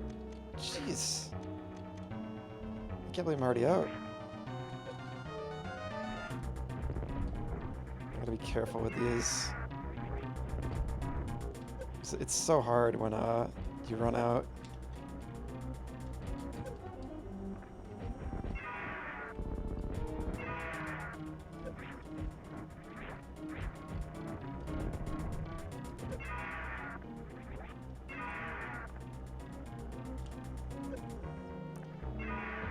Just trying to time my shots because I don't want to waste them.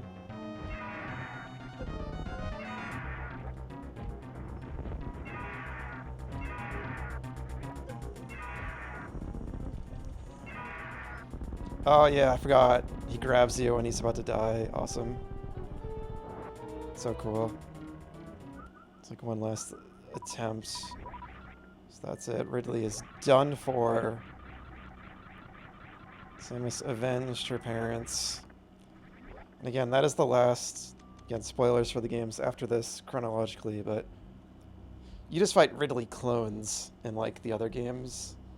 Like, in this one, I think this is the last time... This is, like, the real Ridley. I think this is when Samus, like, canonically kills him, basically. It's part of what makes this game so, like, epic, right? It's kind of like the most important story in the series, and I love this. It's just so cool. Oh, I didn't know you were here, Ender. I was just, like, spoiling later games. I hope you didn't hear that. Um, yeah, thanks. Yeah, so this is the capsule that the baby Metroid was in that Ridley stole. And I love it's just playing this, like, the haunting item room ambience. And it's like, this is the whole reason Samus came here. She followed Ridley to this planet to get the Metroid back, and the case is shattered. So it's like, what happened? Did they escape? Did Ridley let them out? Where the hell are they? This was the whole mission. So it's like, where do we go now? It's just really cool. Again, in its own way, this is just such a nice, silent little piece of storytelling. Just no dialogue. Samus doesn't lean down and go like, huh, it's missing. She doesn't like bring up her codec and start talking to Adam about how the Metroid's missing or anything. Like, it's just a moment. The game just lets it breathe. Now we gotta go find it. And it's like, I love how there's no item at the end of it. Like, we just came down and killed Ridley, and the Metroid's just gone. So Samus is like, oh, fuck. Where the hell did it go? You vaguely know that stuff, Ender? Okay, I kind of figure, because you say you watch a lot of speedruns. Focus S. Yeah, exactly, yeah. Yeah, Adam doesn't come on the line as like, Focus S, you can do this. I'm always thinking of that video. It just, yeah. They released like an extended cut of it recently, too. Where it kind of continues after it ended. Yeah, I love that video.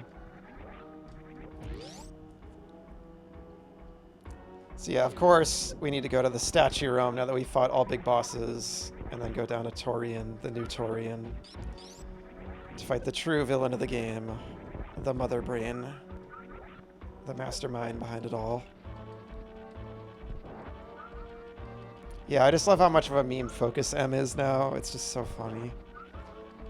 Like, I watch streamers, and like when they get like, when they're focusing and stuff, like they say that line and stuff.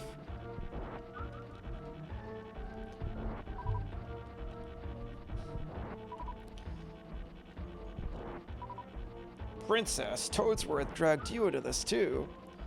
A monarch's job is never done, Em. I love when he's like throwing fireballs, he's like, alright! Like, yeah! It's so funny. And yeah, it is kind of funny and ironic that, like, I mean, people are making fun of the Ocarina of Time trailer because it kind of looks like that, right? It looks like that, like, Unreal Engine fan remake vibe, right? So, yeah, they gotta show us more and get over that hurdle. I'm just hoping when we see it, it's like, okay, like, it doesn't really look like that. It actually looks really cool. I have some faith, you know, I think it will probably look cool, but really just gotta see more. Because I was watching someone stream the new Star Fox earlier, and it does look really, it looks really nice.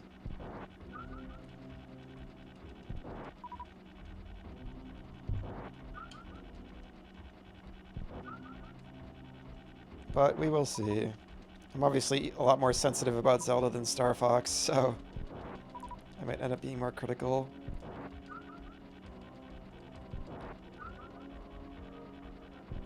I don't really have to do this now, but I am really low on missiles.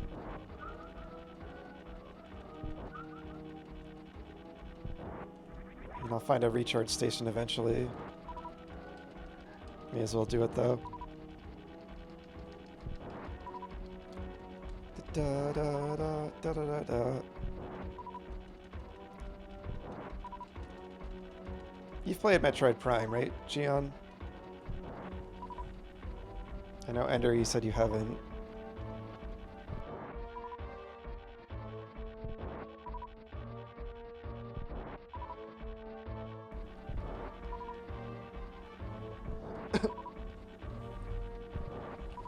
Yeah, this song I always associate with Prime more than this game, even though it appeared in this game first.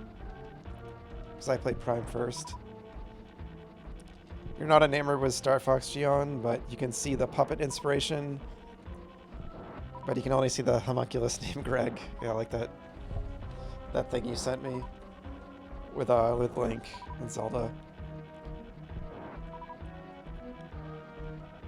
You still haven't played other M? You're lucky. Yeah. You should continue that trend.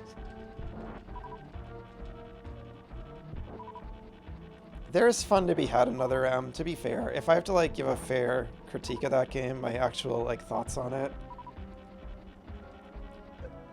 And yeah, you don't like the Link's Awakening remake art style and Echoes of Wisdom Ender. I get it.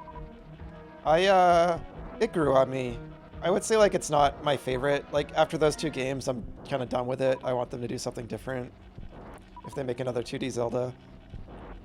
But I do think it like looks quite nice when like when I was like it doesn't like screenshot well. I don't know if that makes sense. When I'm actually playing those games, I like it in motion. I think they look quite charming. But I was very skeptical when they first showed the Link's Awakening remake trailer, especially because like the music in it was so off in the original trailer. It did not suit the vibe of that game at all. But luckily the soundtrack in the final game was great. I think it was the same composer that did like A Link Between Worlds, which also has a fantastic OST.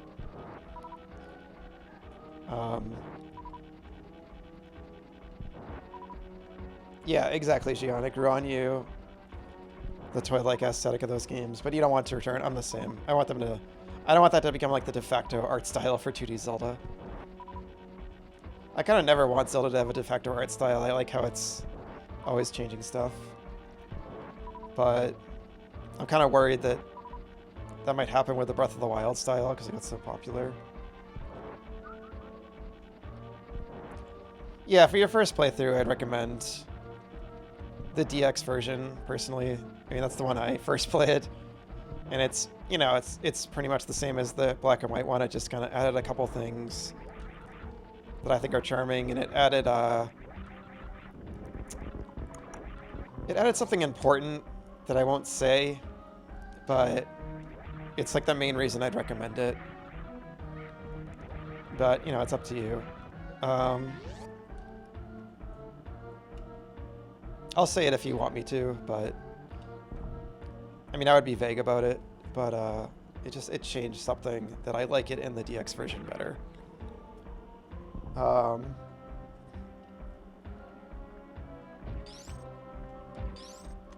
But yeah, I was gonna give my thoughts on Other M.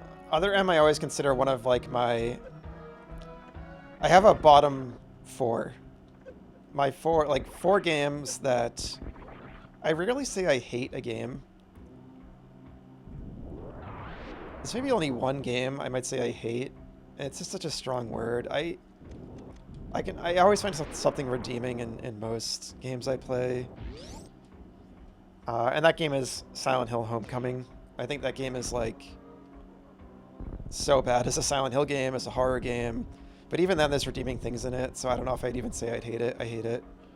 And I was more like, I felt more strongly about it in the past, but now it's kind of like, it's been so long, it like can't hurt me anymore, you know? But yeah, it's like that game, Paper Mario Sticker Star, which is like so disgusting for so many reasons, the way it like tore out Paper Mario's soul. But even that game, there's stuff in it. I kind of like the level design in it. There's stuff in there. And that team that made it, like the new Paper Mario team, went on to kind of refine some ideas from it. Well, some ideas. Some things they kind of just stuck to stubbornly that still don't work in the subsequent games. But,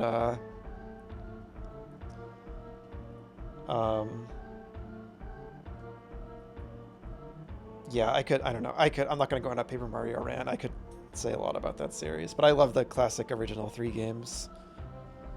But, what was I going to say? Other M is the other game. Yeah, so Silent Hill Homecoming, Sticker Star, Other M, and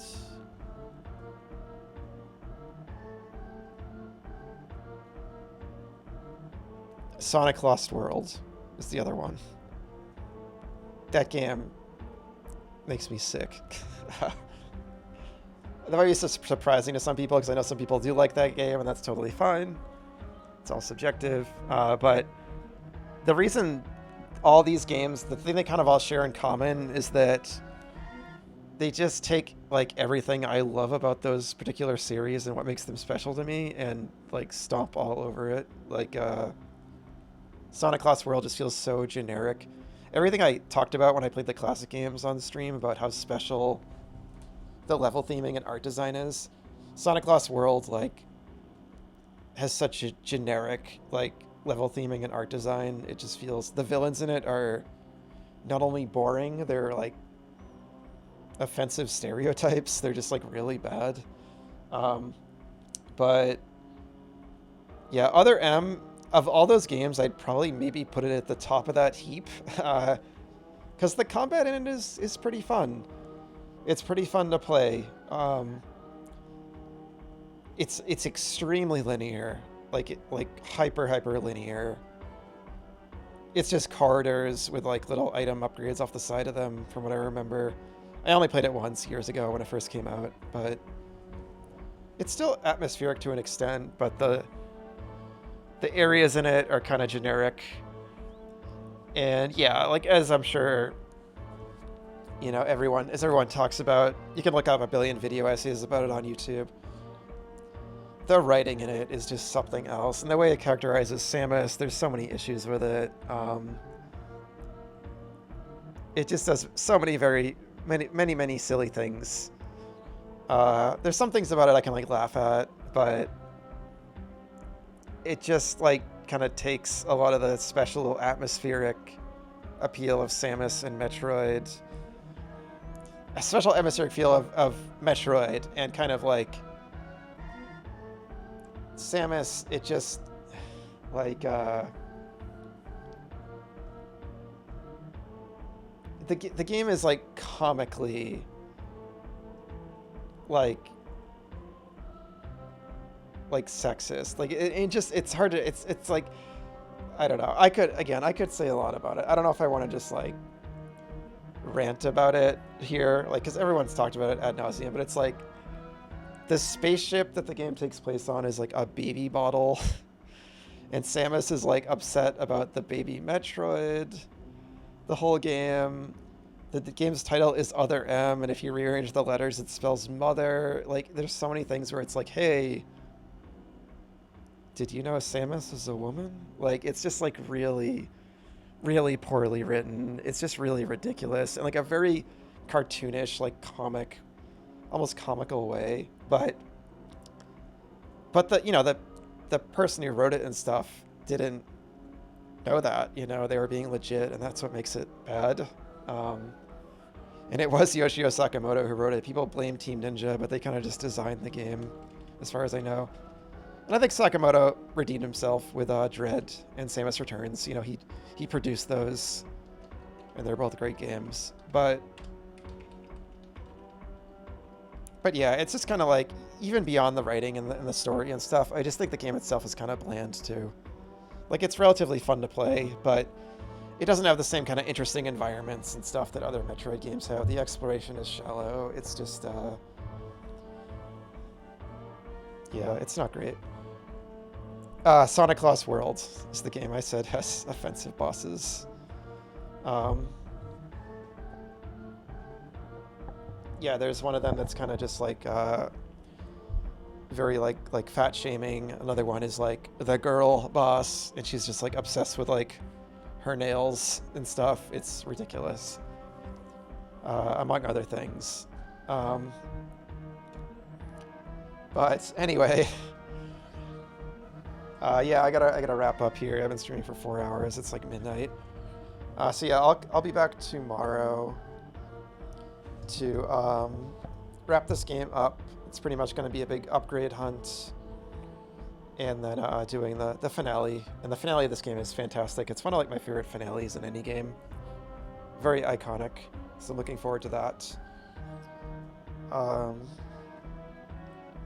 yeah, I'll be back tomorrow, 7:30 p.m. EST, to finish this game up. Sorry, I kind of ended the stream on kind of a downer note by ranting about some of the games I really dislike. But yeah, there's a lot of games I'm critical of, but there's only kind of like a small handful that I really like, that has like few redeeming qualities about them, and I can really kind of dig into. But yeah, thanks for hanging out, Shion, and thanks for hanging out, Ender, and thanks for hanging out anyone else lurking. And if anyone catches the VOD, thanks for watching, and I'll be back tomorrow. So yeah, all right, I'm gonna call it there, and I'll go back to the title screen and put up the thank you for watching. But yeah, thank you, and take care.